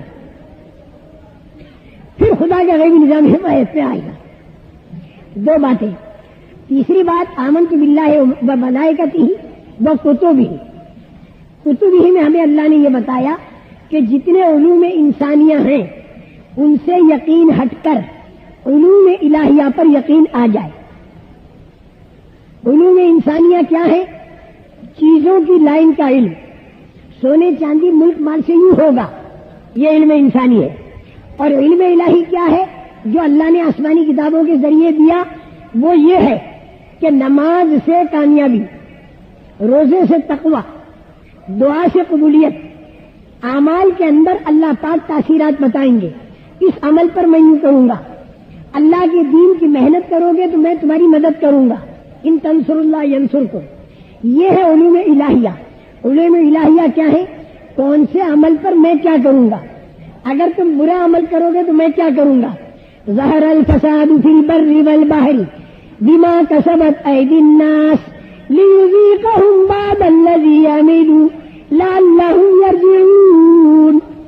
زمین پر اور سمندروں پر جتنا فتنہ فساد ہے، اللہ کہتے ہیں انسان کی بدعمالیوں کی اور تھوڑی بدعمالیوں کی سزا کا ہم مزہ چکھا رہے، اصلی سزا اس سے زیادہ ہے. اور یہ کیوں کر رہے؟ تاکہ پلٹا کھا جائے. تو یہ ہے علوم الہیہ. کون سے برے عمل پر کیا نتیجہ نکلے گا اور کون سے اچھے عمل پر کیا نتیجہ نکلے گا. آسمان کے فیصلے زندگیوں کے بنانے کے کب آئیں گے؟ جب علوم الہیہ والی جو باتیں ہیں اس پر ہمارا عمل ہو. اور اگر علوم انسانیہ پر یقین کیا اور علوم الہیہ کو چھوڑ دیا اور چیزوں ہی کے چکر میں پڑ گیا تو پھر آسمانی فیصلہ زندگیوں میں اجاڑنے کا جب آئے گا تو ساری دنیا کی طاقتیں مل کر زندگیوں کو بنا نہیں سکتی. یہ ہوا وہ کتبہ و رسولہ. و رسولہ شخصیت رسولوں کی ہے. شخصیت ملک مال سے نہیں بنتی. قابل اتباع انبیاء کرام علیہ السلام ہے. اتباع کے قابل اور شخصیت بننے کے قابل آدمی مال اور ملک کی وجہ سے نہیں بنتا. اس بنا پر ہمیں نقل نبیوں کی اتار دی ہے. نبیوں کے آخری نبی حضرت محمد صلی اللہ علیہ وسلم کی ہمیں نقل اتار دی ہے. ان پر یقین لانا ہے ان کی بات کے ماننے پر ہماری کامیابی، نہ ماننے پر ناکام. میں بہت مختصر عرض کر رہا ہوں. آمنت باللہ و ملائکتہ و کتبہ و رسلہ والیوم الآخر، آخرت کے دن پر یقین ہو. آج کے دن کا یقین نکالا جائے اور آخرت کے دن کا یقین لایا جائے. ہم آج جو کچھ کریں وہ قیامت کو سامنے رکھ کر کریں، آج کو سامنے رکھ کر نہ کریں. کاروبار بھی کریں تو آج کو سامنے نہ رکھیں، قیامت کو سامنے رکھیں. کاروبار میں اگر میں نے ایسی ترتیب کی کہ مال تو زیادہ ملا لیکن حکم اللہ کا ٹوٹا، تو قیامت میں اللہ کے سامنے میرے کو جانا پڑے گا اور حساب دینا پڑے گا. وَكُلَّ إِنسَانٍ أَلْزَمْنَاهُ طَائِرَهُ فِي عُنُقِهِ وَنُخْرِجُ لَهُ يَوْمَ الْقِيَامَةِ كِتَابًا يَلْقَاهُ مَنشُورًا. ہر آدمی کا بھلا یا برا عمل اس کے گلے کا ہار بنا ہوا ہے اور قیامت کے دن وہ ایک رجسٹر کھلا ہوا بن کر اے انسان تیرے سامنے آئے گا. چاہے رات کی اندھیری میں کر، دن کے اجالے میں کر، وہ تو نام اعمال میں فرشتے لکھ رہے. وَكُلَّ إِنسَانٍ أَلْزَمْنَاهُ طَائِرَهُ فِي عُنُقِهِ وَنُخْرِجُ لَهُ يَوْمَ الْقِيَامَةِ كِتَابًا يَلْقَاهُ مَنشُورًا. اقرأ كِتَابَكَ كَفَى بِنَفْسِكَ الْيَوْمَ عَلَيْكَ حَسِيبًا. اپنا رجسٹر تو خود پڑھ لے، اپنا حساب تو خود کر لے. یہ قیامت کے دن کہا جائے. آج ہمیں جو کرنا ہے وہ قیامت کے دن کو سامنے رکھ کر کرنا ہے کہ قیامت کے دن ہماری رسوائی اور ذلت نہ ہو. آج کے دن کا یقین نکلے اور قیامت کے دن کا یقین آئے. والیوم الآخر والقدر خیرہ و شرہ من اللہ تعالی. انسان کے اوپر تکلیف والے حالات، راحتوں والے حالات جو بھی آتے ہیں وہ اللہ کی طرف سے پہلے سے طے ہیں، وہ تو آئیں گے، لیکن اس میں اپنی مرضی کا چھوڑنا اور اللہ کی مرضی پر چلنا. جو حال تکلیف والا یا راحت والا آیا وہ تو ختم ہوگا، لیکن اس حال کے اندر جو اچھا یا برا عمل کیا وہ باقی رہے گا اور اس کا اثر عالم پر بھی پڑے گا، قبر میں، حشر میں، جنت میں اور جہنم میں پڑے گا. حالات تو ختم ہوں گے اور ان حالات میں جو بھلے برے اعمال کیے وہ باقی رہیں گے. اس لیے میرے محترم دوستو، حالات نہ تو گھبرانے کی چیز نہ اترانے کی چیز. اچھے حالات پر اترانا نہیں، تکلیف والے حالات پر گھبرانا نہیں. اصل اچھے اور تکلیف والے حالات میں حکم اللہ کا پورا کر دیا تو یہ اعمال ہمیشہ باقی رہیں گے اور قیامت کے دن جنت میں لے جا کر بھی اللہ تعالیٰ جو راحتیں دیں گے وہ انہی اعمال پر دیں گے اور اللہ یہ کہیں گے جزاء بما کنتم تعملون. وہ جو تم نے عمل کیا تھا نا، یہ اس کا بدلہ. تو حال تو ختم ہو گیا، وہ عمل باقی رہ گیا اور اس کا بدلہ مل رہا. برا کام کیا تو حال تو ختم ہو گیا، برا عمل باقی رہ گیا، وہ اب سانپ اور بچھو بن کر آگ بن کر تکلیف پہنچا رہا ہے. اس لیے اچھی طرح سے سمجھ لو، بالقدر خیرہ و شرہ من اللہ تعالی. انسان پر تکلیف والے اور راحتوں والے حالات جو آتے ہیں وہ بالکل اللہ کی طرف سے آتے ہیں. وہ حالات تو آئیں گے لیکن وہ حالات ختم بھی ہوں گے، لیکن ان حالات کے اندر جو اعمال بھلے یا برے کیے گئے وہ باقی رہیں گے. اس لیے حالات میں اعمال اچھے کیے جائیں. بل باس بعد الموت، اور مرنے کے بعد دوبارہ زندہ ہونا، اس کا یقین دل میں ہو. یہ تو ہے ساری ایمانیات کی لائن، بار بار بولنے سننے سے مضبوط ہوگی. مسجد نبوی کے اندر باقاعدہ ایمانیات والی لائن چلتی تھی اور خوب اس کے مذاکرے ہوتے تھے. ایک تو ایمانیات والی لائن ہے اور 4 لائنیں اعمال کی ہیں. ایک تو عبادات، دوسرے اخلاقیات، تیسرے معاملات معاشرت اور چوتھے معاملات. یہ 4 لائنیں اور ہیں، عبادات، اخلاقیات، معاشرت اور معاملات. یہ 4 لائنیں اعمال کی ہیں. وہ ایمان کی جو بات عرض کی آپ کے سامنے، اس میں وہ 6-7 باتیں عرض کی آپ سے. اس ایمان کی طاقت کے بڑھنے کا طریقہ بھی بتایا. یہ جو بار بار مسجدوں کے اندر، گھروں کے اندر ذکر اللہ کو بولیں گے، اللہ کی مدد، اللہ کی پکڑ، اللہ کا قید خانہ جہنم، اللہ کا مہمان خانہ جنت، اللہ کے حساب کا دن قیامت، بار بار جتنا اس کا مذاکرہ ہوگا ایمان بڑھے گا. دوسری لائن عبادات کی ہے. عبادات کے اندر ایک تو نماز ہے 5 وقتہ، دوسرے زکوٰۃ ہے مالداروں پر، اور روزہ ہے ہر مالدار غریب پر رمضان میں، اور حج ہے مالداروں پر زندگی میں 1 مرتبہ فرض. یہ 4 عبادتیں ہیں. اس میں نماز ایک ایسی عبادت ہے جو سدا بہار ہے، ہر غریب اور مالدار پر ہے. اس نماز کے ذریعے اللہ کا تعلق بڑھتا رہے. نماز جاندار اور طاقتور ہو. عبادت کر کے اللہ سے مدد مانگی جائے. جو مسئلہ پریشان کن ہو عبادت کرے، اللہ سے مانگے. ایاک نعبد و ایاک نستعین، اے اللہ ہم تیری ہی عبادت کرتے ہیں، تجھی سے مدد مانگتے ہیں. لیکن یہ عبادت اللہ کو پسند آ جائے. کب آئے گی پسند؟ یہ عبادت اللہ کو پسند کب آئے گی؟ اور یہ نماز جاندار اور طاقتور کب بنے گی؟ جس نماز پر اللہ کی مدد آئے. آج ہمارے بہت سے مسئلے رکے ہوتے ہیں، ہم عبادت کر کے اللہ سے مدد مانگے. اللہ نے خود ہمیں سکھا دیا ایاک نعبد و ایاک نستعین، اے اللہ تو جو کہتا ہے وہ تو ہم کر دیں گے، ایاک نعبد. اس کے بعد میرے پروردگار ہم جو کہتے ہیں وہ تو کر دے، یہ ایاک نستعین. جو اللہ کہہ دے وہ ہم کر دے، یہ تو ہو گیا حی علی الصلاۃ اور ایاک نعبد. اور جو ہم کہہ دیں وہ اللہ کر دے، یہ ہے ایاک نستعین اور یہ ہے حی علی الفلاح. ایسا مزیدار راستہ، اللہ جو کہہ دے وہ ہم کر دیں، پھر ہم جو کہہ دیں وہ اللہ کر دے. لیکن ایک شرط کے ساتھ، ہم جو کہہ دیں وہ اللہ کرے گا جبکہ مصلحت کے مناسب ہو. اور اگر ہم نے کوئی ایسی بات کہہ دی کہ مصلحت کچھ اور ہے تو اللہ تعالیٰ کہیں گے وہی جو مصلحت کے مناسب ہو. یہ ان کا کرم ہے. اچھا، عبادت جاندار بنے، اعمال جاندار بنے تو پھر ان پر خدائی وعدے ہیں. اعمال جاندار کب بنتے ہیں؟ جبکہ ہر عمل میں 5 باتیں ہوں. ایک تو یقین صحیح ہو، جس کو ہم ایمان کی طاقت کہتے ہیں. دوسرے جذبہ صحیح ہو، نماز پڑھے یا کوئی بھی عمل اچھا کرے جذبہ صحیح ہو. کیا مطلب؟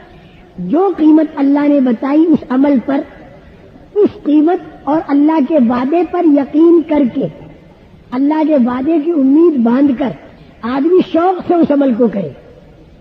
یہ بات کیسے پیدا ہوگی؟ جب تعلیم کے حلقے کیے جائیں جو فضائل کی تعلیم ہے. تیسری بات یہ کہ طریقہ صحیح ہو، نماز کا بھی اور دوسرے اعمال کا طریقہ صحیح. طریقہ صحیح کب بنے گا؟ جب رسول اکرم صلی اللہ علیہ وسلم کے طریقے پر وہ عمل ہو. یہ ہمیں معلوم کیسے ہوگا؟ جاننے والوں سے پوچھ کر.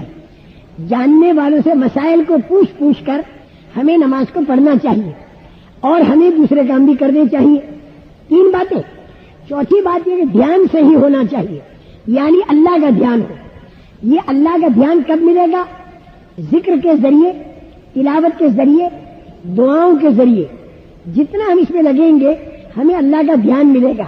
وہ دھیان نماز کے اندر باقی رہے گا. نماز میں اللہ کا دھیان جمع تو کاروبار کریں گے تو کاروبار میں بھی اللہ کا دھیان باقی رہے گا. صحیح چل رہی دیکھ لو پہلے.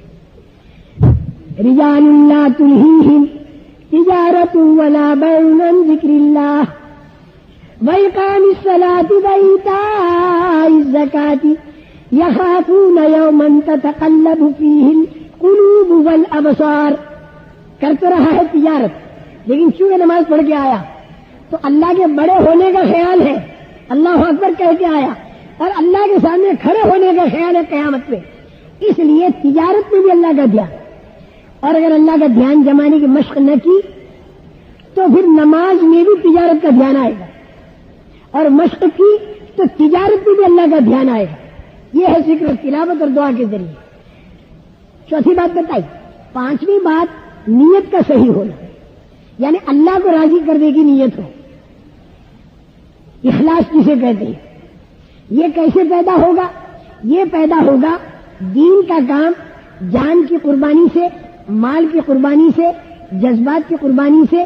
جب دین کا کام کرے گا تو اللہ کی ذات سے امید ہے کہ اللہ پاک اخلاص کو پیدا کر دے.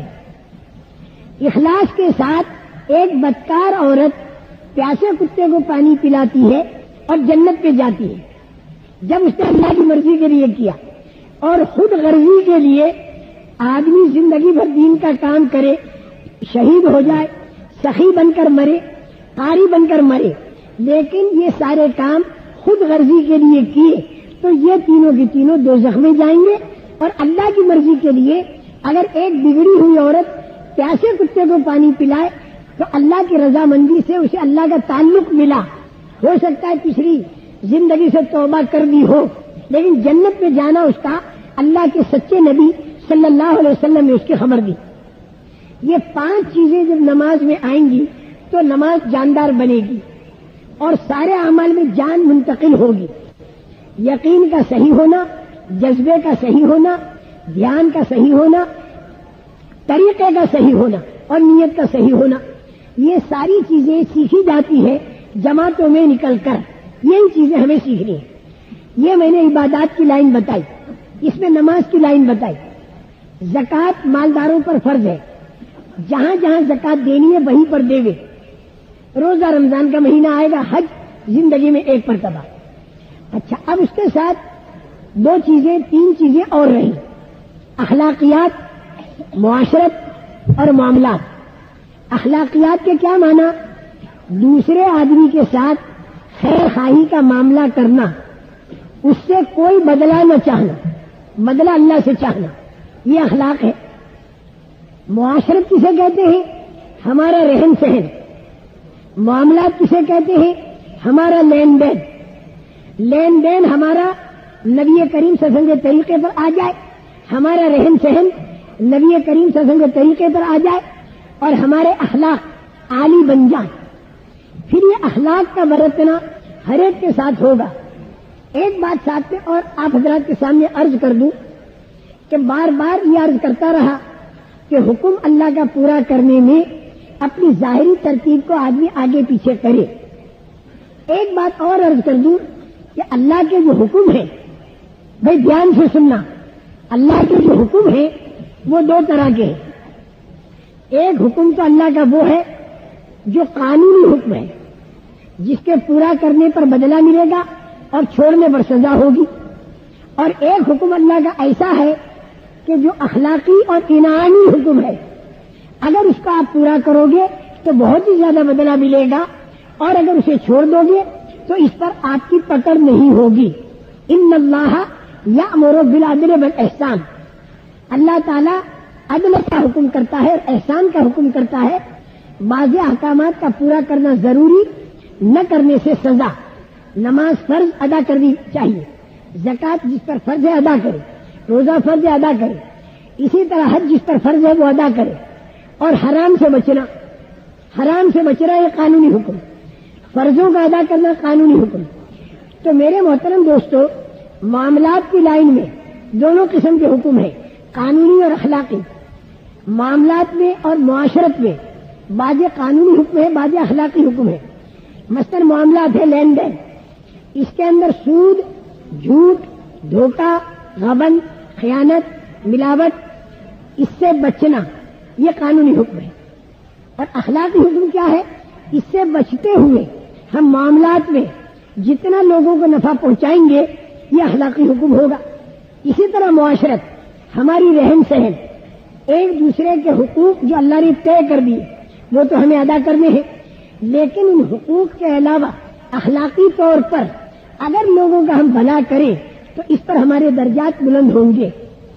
ایک بات میں آپ سے عرض کروں کہ آپ اور ہم جو یہاں جمع ہوئے تو ہم کسی کھیتی، کاروبار، عہدہ، پیسہ، گھریلو مسئلوں کے حل کرنے کے لیے جمع نہیں ہوئے، ہم سارے جمع اس لیے ہوئے کہ رسول پاک صلی اللہ علیہ وسلم ایمان اور اعمال والی لائن لا کر صحابہ میں چالو فرما کر ان کی جماعتوں کو چاروں طرف بھیج کر وہ ایمان اعمال والی لائن چالو کرا کر ایک امن و امان قائم کیا اور لوگوں کا تعلق اللہ سے جوڑا۔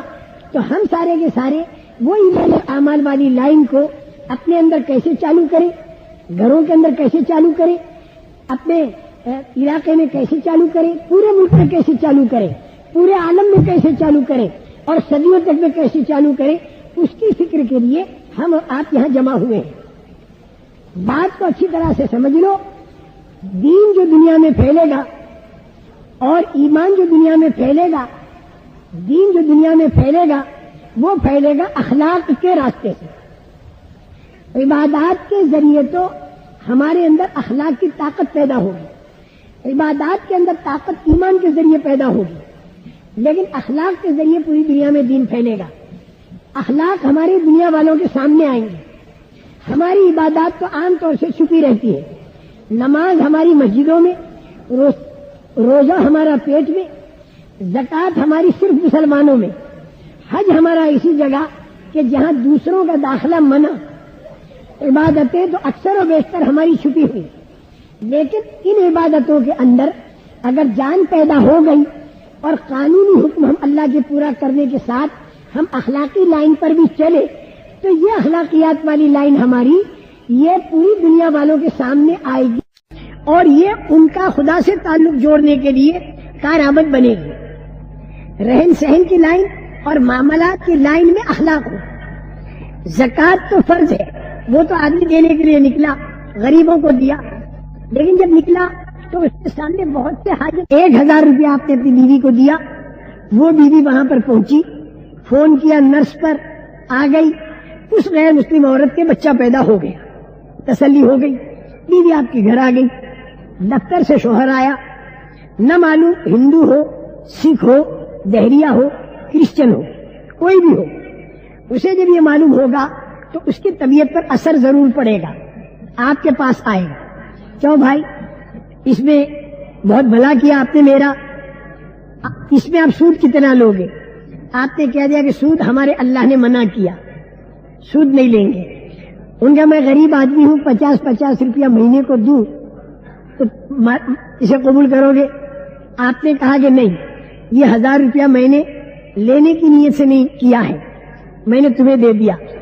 سوچ میں پڑے گا، وہ سمجھدار آدمی ہو، مفت میں دے دیا کیا؟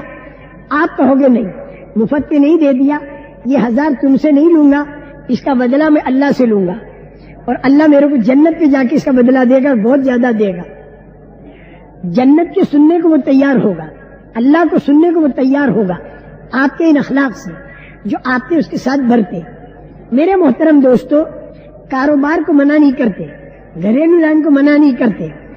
کاروبار، گھریلو لائن، معاشرت اور معاملات، اس میں اگر اخلاقی لائن جڑ گئی، قانونی لائن جڑ گئی تو یہ خود 125 کروڑ جو پوری دنیا کے اندر ایمان والے ہیں ان کے اندر اگر یہ لائن چالو ہوئی تو دوسرے دیکھنے پر مجبور ہوں گے کہ بھئی ان کی زندگی کتنی پاکیزہ۔ ایک قصہ میں آپ کو سنا دوں، ریل کے اندر ہمارا ایک ٹی ٹی چلا دے کر ڈیوٹی پر گیا، ریل کے چھوٹنے میں 2 منٹ باقی، ایک ہندو مرد، عورت اور اس کی جوان لڑکی تینوں بوگی کے پاس آ کر کھڑے ہو گئے اور آنکھوں میں ان کے آنسو چالو ہیں اور کہا ایک حادثہ پیش آیا، فون آیا، نہ تو ٹکٹ ہے نہ برتھ ہے، ہمیں سوار کر دو، ٹکٹ دے دو۔ وہ ٹی ٹی جس میں انسانی ہمدردی، اس نے دیکھا کہ اب زیادہ وقت ہے نہیں ریل میں، خود نیچے اترا، ان تینوں کو اوپر چڑھایا، بستر اپنے کندھے پر اٹھایا اور ریل میں رکھا، پیٹی خود اٹھائی اور ریل میں رکھی۔ ٹی ٹی نے قلی کا کام کیا اخلاقی طور پر۔ یہ ہے وہ اخلاق جو دلوں کو کھینچتے ہیں۔ اس کے بعد ریل چلی، 200 روپے اس نے دیے، 150 کا ٹکٹ برتھ ہو گیا، 50 واپس کیے۔ اس پیسنجر نے 50 ٹی ٹی کو کہا کہ اپنے پاس رکھو، انہوں نے کہا نہیں، 150 میں ٹکٹ اور برتھ بن گیا۔ انہوں نے کہا چائے پانی، تو ٹی ٹی نے کہا کہ میں مسلمان ہوں اور مسلمان اپنی نیکی کو کر کے بیچا نہیں کرتا، اس لیے میں نہیں لوں گا۔ اس پر بہت اثر پڑا۔ اس کے بعد دوسرے پیسنجر آئے، برتھ دیتا رہا، ٹکٹیں دیتا رہا، ٹکٹیں تو لے کر آئے تھے لوگ، برتھ نہیں تھی وہ دے دی، بھر گئی، پھر انکار کر دیا، رشوت کسی سے نہیں لی۔ اس کے بعد ٹی ٹی فارغ ہو گیا ڈیوٹی سے، قانونی حکم اللہ کا پورا ہو گیا، ڈیوٹی پوری ہو گئی۔ اب اس کے بعد اس نے کتاب کھولی اور تعلیم کرانی شروع کر دی۔ چند مسلمان تھے ان کو تعلیم کرائی. پاس میں دوسرے غیر مسلم بھی تھے، وہ انہوں نے بھی سنی جنت کی، ایمان کی، انسانیت کی، شرافت کی، اخلاق کی. بہت متاثر ہوئے. ظہر کی نماز کا وقت ہوا، اس ٹی ٹی نے زور سے اذان دی. جتنوں کو اس نے سنائی تھی کتاب وہ نماز پر تیار ہوئے. اس ٹی ٹی نے جماعت کرائی. پیسنجروں نے جو نماز پڑھنا چاہتے تھے نماز پڑھی. نماز پڑھ دینے کے بعد پھر وہ ٹی ٹی اپنی تسبیح پوری کی اور خوب اللہ کے سامنے رو رو کر دعا مانگی، کیونکہ ڈیوٹی تو اس کی پوری ہو گئی، اب تو کوئی پیسنجر کو دینا نہیں اسے. خوب رو رو کر دعا مانگی. اب وہ پیسنجر سارے دیکھ رہے. اس کے بعد اس پہلے پیسنجر نے بلایا، بٹھایا، تم کون ہو؟ نے کہا میں مسلمان ہوں. اس نے یوں کہا کہ میری زندگی میں ایک بہت بڑا لیڈر ہوں اور پوری زندگی میرا یہ خیال رہا کہ دنیا میں بدتر قوم اگر ہے تو وہ مسلمان ہے. ہر لائن کی خرابی مسلمان میں ہے. تو میری پوری زندگی اس پر گزری کہ مسلمان کی آبرو کا گرانا، اس کے خون کا بہانا، اس کو ذلیل کرنا، اس کی دکانیں لٹوانا، یہ بہت ہی اچھا کام ہے. ان بروں کو دنیا سے ختم کرانا، یہ میرا زندگی بھر کا ذہن رہا.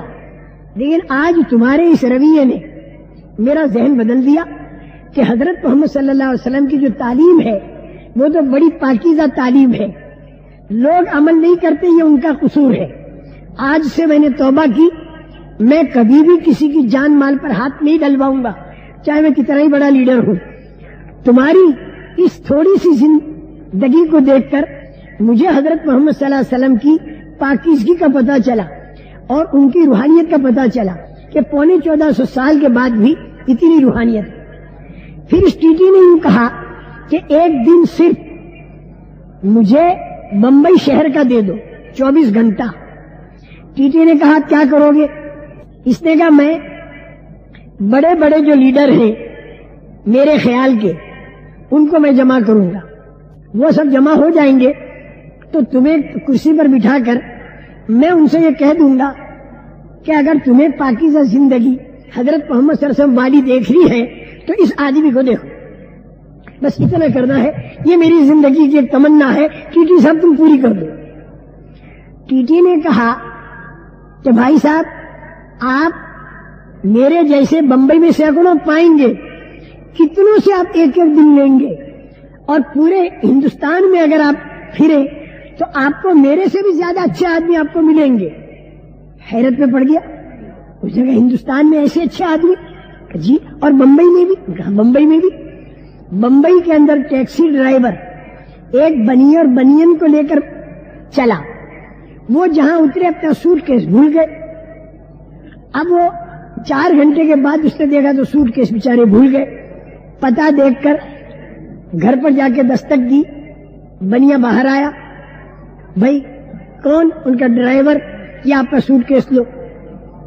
اس نے اپنا سارا، لالا جی نے اپنے سارے پیسے گنے، لاکھوں کی رقم تھی اور ضروری کاغذات تھے.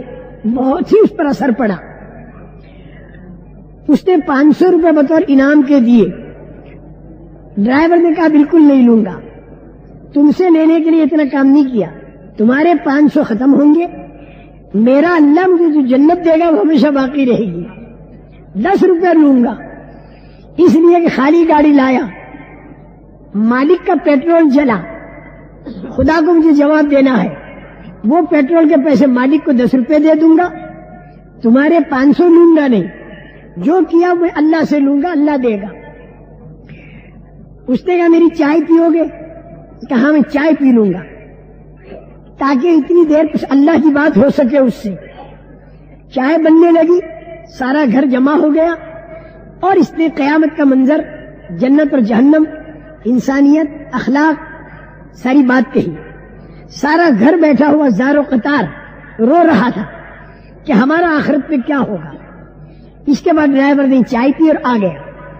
دوسرے دن اس لالا جی نے، ایک اخبار ہے بمبئی کا، جنم بھومی اس کا نام ہے، اس کے اندر پورا یہ قصہ لکھا اور کہا کہ ایک مسلمان ٹیکسی ڈرائیور نے میرے ساتھ یہ معاملہ کیا. میں یہ عرض کرتا ہوں کہ پورے عالم کے اندر 125 کروڑ کلمے والے اگر ایسے اچھے بن جائیں، ان کی معاشرتی لائن، ان کی معاملاتی لائن قانونی طور پر بھی اللہ کے حکموں کے مطابق ہو اور اخلاقی طور پر بھی ترقی کرتے رہیں، آپس کے اندر بھی اخلاق کا برتنا اور دوسروں کے ساتھ بھی اخلاق کا برتنا اگر یہ پورے عالم کے اندر ہو جائے تو نہ معلوم کس قدر لوگوں کو ایمان کی طرف راستہ ملے اور جنت والا راستہ ملے۔ میرے محترم دوستو، آپ دکان پر بیٹھے 50 روپے کے 10 کلو چاول آپ دیتے ہیں، لیکن ایک بڑھیا غیر مسلم ڈنڈا ٹیکتی ہوئی آئی، اس نے چاول مانگے، آپ نے 50 روپے میں 20 کلو دیے، دوسرے گاہکوں نے اعتراض کیا ہمیں 10 اس کو 20۔ آپ نے کہا میرے محلے کی رہنے والی یہ پریشان حال عورت ہے، ساری رات یہ کھانستی رہی، مجھے معلوم ہے کہ پریشان حال ہے، اس لیے میں نے ڈبل چاول دے دیے ہمدردی میں۔ پھر پوچھا اس غیر مسلم بڑھیا سے، بڑی بھی کئی دنوں سے آپ کے کھانسنے کی آواز آتی ہے، آپ کو کیا تکلیف ہے؟ اب وہ رونے لگی، میرے 5 بیٹے ہیں لیکن انہوں نے میرے کو چھوڑ دیا، میں پریشان اکیلی ہوں، پیسوں کی تنگی ہے، بیمار ہوں 2 مہینے سے، میرا کوئی علاج کرانے والا نہیں۔ آپ نے اسے تسلی دی، بڑی بھی فکر مت کرو، میرا بیٹا ادھر آ، اپنے بیٹے کو بلایا، اس کار کے اندر بڑی بھی کو بٹھا، بڑی بھی میں ڈاکٹر پر ٹیلی فون کرتا ہوں، ہاسپٹل پر ٹیلی فون کرتا ہوں، جو تمہارے علاج کا خرچ ہوگا وہ میں ادا کروں گا، اور ایک تمہاری خدمت کے لیے تمہارے مزاج کے مناسب کوئی خادمہ وہیں سے تم تلاش کر لینا، وہ بھی پیسے میں دوں گا اس کا۔ اب جتنا طبقہ آپ کی دکان پر اسے دیکھے گا، چاہے وہ مسلمان ہو چاہے وہ غیر مسلم ہو، آپ کا یہ رویہ دیکھنے کے بعد دلوں پر اثر پڑے بغیر نہیں رہے گا، دلوں پر اثر پڑے بغیر نہیں رہے گا۔ آپ گھر پر آئے، یہ ساری داستان آپ نے سنائی، آپ مسجد میں نماز پڑھنے گئے، وہاں پر آپ نے دیکھا کہ ایک آپ کا ساتھی چہرہ بالکل اترا ہوا، بھائی کیا بات ہے، آپ کا چہرہ بہت اترا ہوا، آنکھوں میں آنسو آ گئے، اس نے کچھ نہیں کہا، غیور آدمی کہا نہیں کرتے۔ پھر آپ نے اپنی بیوی کو اس کے گھر بھیجا، وہاں جا کے دیکھا تو ساری پریشانی، 4 جوان لڑکیاں، 2 جس میں سے بخار میں، حوادث آئے ہوئے، علاج کا کوئی انتظام نہیں۔ آپ کی بیوی نے آ کے خبر دی، سارا گھر آپ کا رویا، اے اللہ قیامت میں ہم تجھ کو کیا جواب دیں گے، ہم عیش آرام میں، اور ہمارے محلے کی ایک عورت اتنی تکلیف سے، آپ نے اس کا انتظام کیا، لڑکیوں کی شادیوں کا انتظام کیا، کھانا بھیجا، نقدی بھیجی۔ میرے محترم دوستو، اس گھرانے کی تکلیف کو آپ نے دور کیا۔ اس سے زیادہ ہم لوگوں کے اوپر جو ذمہ داری آتی ہے اور جو ہم لوگوں کے اندر جو درد اور غم ہونا چاہیے، وہ اس بات کا ہونا چاہیے کہ دنیا کے اندر جو بغیر ایمان کے مرا تو جاتے ہی قبر میں اس پر عذاب شروع ہوا اور وہ ہمیشہ ہمیشہ باقی رہے گا۔ یہ درد نبیوں والا جماعتوں میں پھر پھر کر ہم لوگوں کے اندر پیدا ہو، جو درد حضرت نوح علیہ السلام کے اندر تھا، جو درد نبیوں کے اندر تھا۔ اللہ کے سامنے رو رو کر وہ دعائیں مانگتے تھے، اے اللہ میں کیا کروں، میں تو ان کو سمجھا رہا ہوں۔ قال رب انی دعوت قومی لیلا ونہارا فلم یزدہم دعائی الا فرارا۔ حضرت نوح علیہ السلام دن بھر محنت کرتے تھے اور رات کو کس قدر بل بلا کر دعا مانگ رہے، رب انی دعوت قومی لیلا ونہارا فلم یزدہم دعائی الا فرارا۔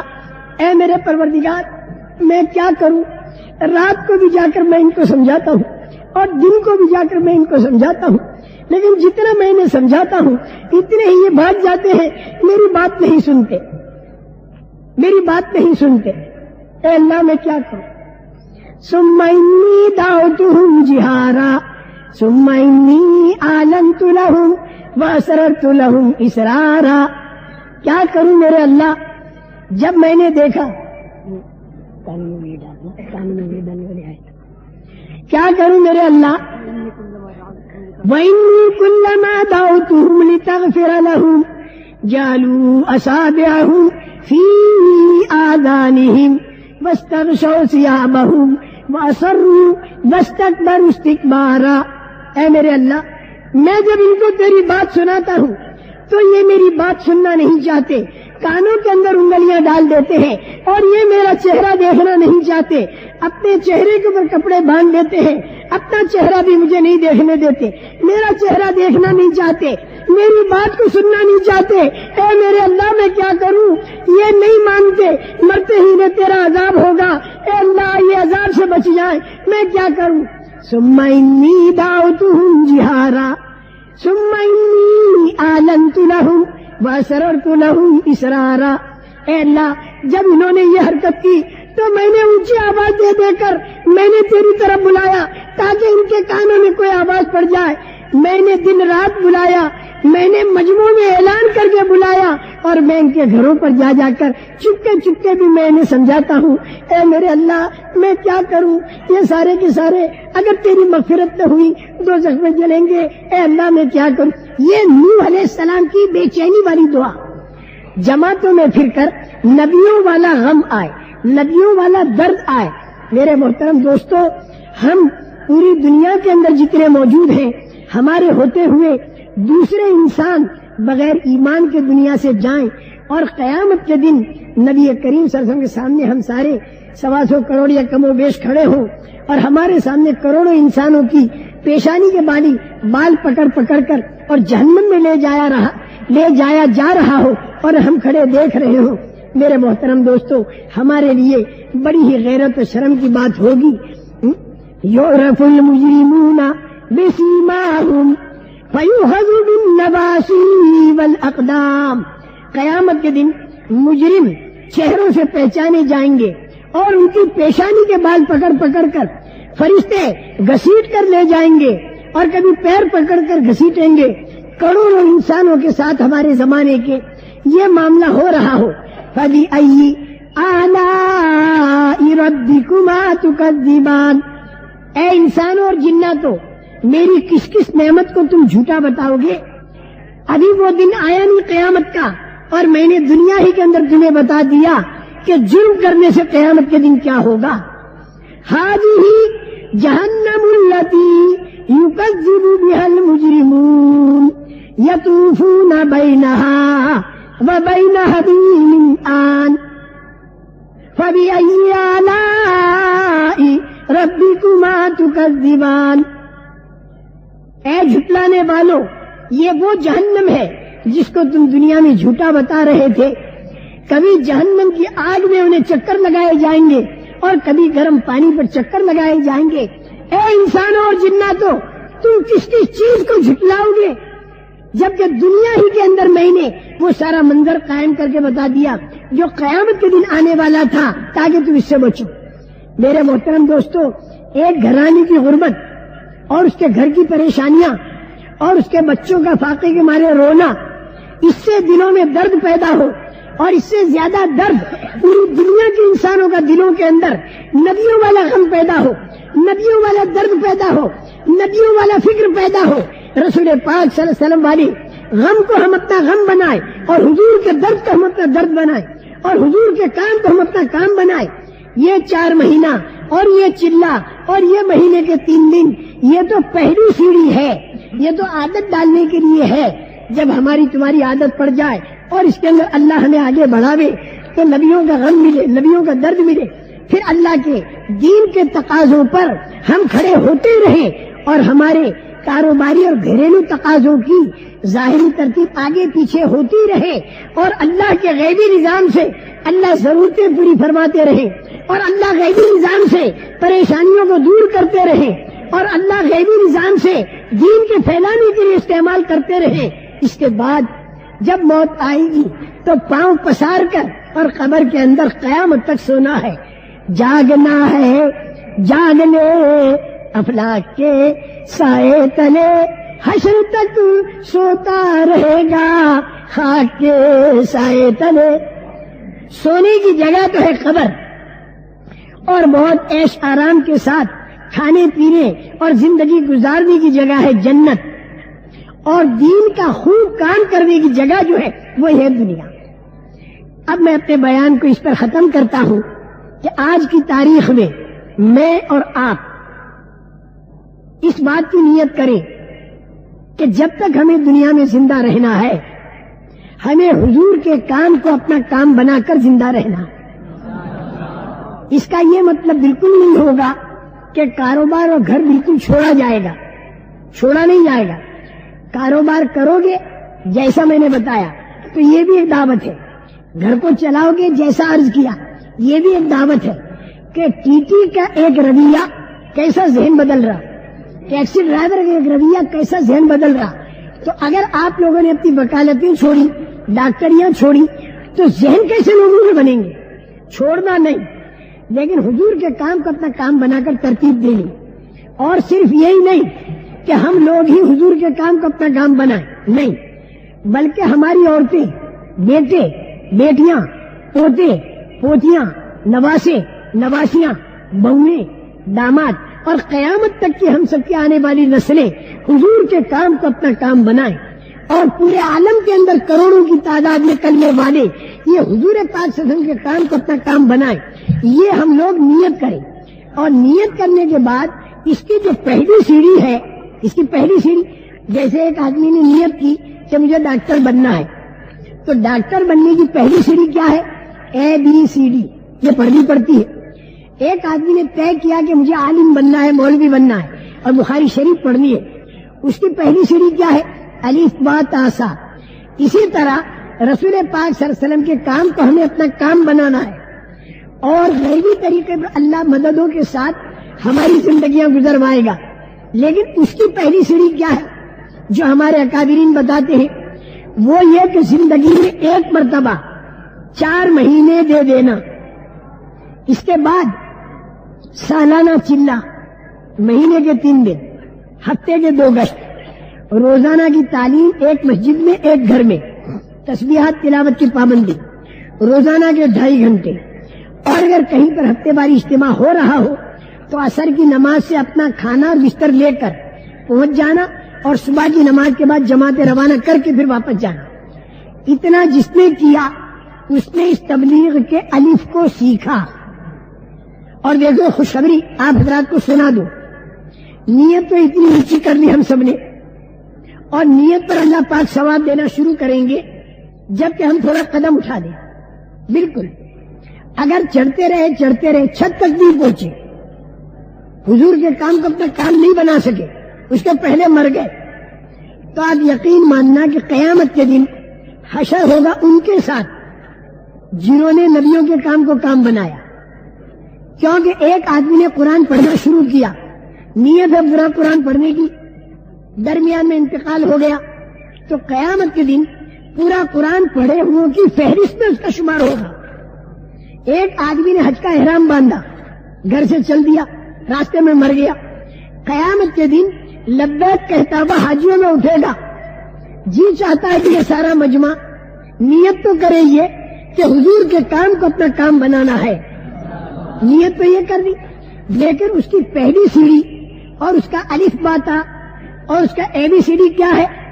زندگی میں ایک مرتبہ 4 مہینہ دے دینا. زندگی میں ایک مرتبہ 4, یہ پہلی سیڑھی. نیت وہ کر دی اور پہلی سیڑھی پر قدم رکھا. یہیں پر آپ حضرات کو یہ دیکھنا ہوگا, ظاہری ترتیب آگے پیچھے ہوگی. جو لوگ صرف بیان سننے آئے, اللہ کے وعدوں پر, غیبی وعدوں پر یقین کر کے 4 مہینہ لکھوا دے. جنہوں نے آج تک زندگی میں 4 مہینہ نہیں دیا, اللہ کے اوپر بھروسہ کر کے, اللہ کے وعدوں پر یقین کر کے, اللہ کا وعدہ ہے اگر تم دین کی مدد کرو گے اللہ تمہاری مدد کرے گا, اللہ مدد کرے گا, یہ اس کا وعدہ ہے. تو کون ہے جس نے اب تک 4 مہینے پوری زندگی میں نہیں دیے؟ وہ تو کھڑا ہو گئے 4 مہینہ لکھوائے. اور جس نے 4 مہینے پہلے دیے ہیں, ایک مرتبہ یا کئی مرتبہ, تو وہ کب تک ABCD میں رہے گا؟ اسے آگے بھی تو بڑھنا چاہیے. تو وہ بھی 4 مہینہ لکھوائے, اور اب تو اللہ کے فضل سے سال بھر کے لیے بھی لوگ نکلنے لگے. جب 20 سال ایک ڈگری کے حاصل کرنے کے لیے کروڑوں گریجویٹ کالجوں میں دیتے ہیں 20 سال, اور لاکھوں آدمی جنگوں میں زمین کے ٹکڑوں پر اپنی جانیں دے رہے ہیں, تو 1 سال رسول پاک صلی اللہ علیہ وسلم پاکیزہ زندگی کو عالم میں چالو کرنے کے لیے دینا یہ کوئی مشکل بات نہیں. 4 مہینے والے بھی بولے اور سال والے بھی بولے, اور پہلی دوسری سیڑھی پر قدم رکھے اور اخیر تک کا ثواب لیتے رہے, اور اللہ کی مددوں پر یقین کریں. مدد اسی طرح اللہ کی آئے گی جیسے پہلے آئی. اب دیکھیں کون کون پہل کرتا ہے, ہمت کر کے اپنے اپنے نام پیش کریں. لکھ لو بھائی. کیا فرما رہے ہیں بھائی؟ محمد انعام کہاں گئے؟ لکھ لو بھائی. کتنا وقت؟ 4 مہینہ. 4 مہینہ. اور بولو کیا فرمایا بھائی؟ دیکھو یہ کیا گئے, پوری زندگی اور 4 مہینہ نقد. یہ بڑے میاں کیا کہہ رہے؟ پورا زندگی انشاءاللہ مشورے سے لگائیں گے, 4 مہینہ نقد یہاں سے چلیں گے. اللہ قبول کرے. بھائی ان کا نام لکھ لو. دیکھو وہ کیا کہہ رہے. کیا نام ہے آپ کا؟ سکندر علی صاحب کہاں کے ہیں؟ نام اور مقام اور وقت تینوں باتیں لکھواتے رہو بھائی. یہ بنگلہ دیش کے ہیں جی. 4 مہینے. اللہ قبول کرے. دیکھو اٹھنے کی فضا مت بناؤ بھائی. بھائی دیکھو اٹھنے کی فضا تو بنانی نہیں چاہیے. لکھنے والے ہر جگہ کھڑے ہیں بھائی, لکھنے والے ہر جگہ موجود. خطوں کی جماعتوں میں لکھنے والے ہم اپنی اپنی جگہوں پر بھی لکھتے رہیں, اور جہاں سے آواز یہاں پر آ سکتی ہو نام بلند آواز سے دیتے رہیں. محمد بارک وسلم. ربنا ظلمنا انفسنا وان لم تغفر لنا وترحمنا لنكونن من الخاسرين. رب اغفر وارحم وتجاوز عما تعلم انك انت العزيز الاكرم. اللهم انك عفو كريم تحب العفو فاعف عنا. اللهم انا نسالك من الخير كله عاجله وآجله ما علمنا منه ما لم نعلم, ونعوذ بك من الشر كله عاجله وآجله ما علمنا منه ما لم نعلم. اے اللہ تو ہمارے تمام گناہوں کو معاف فرما, تمام لفظوں سے درگزر فرما.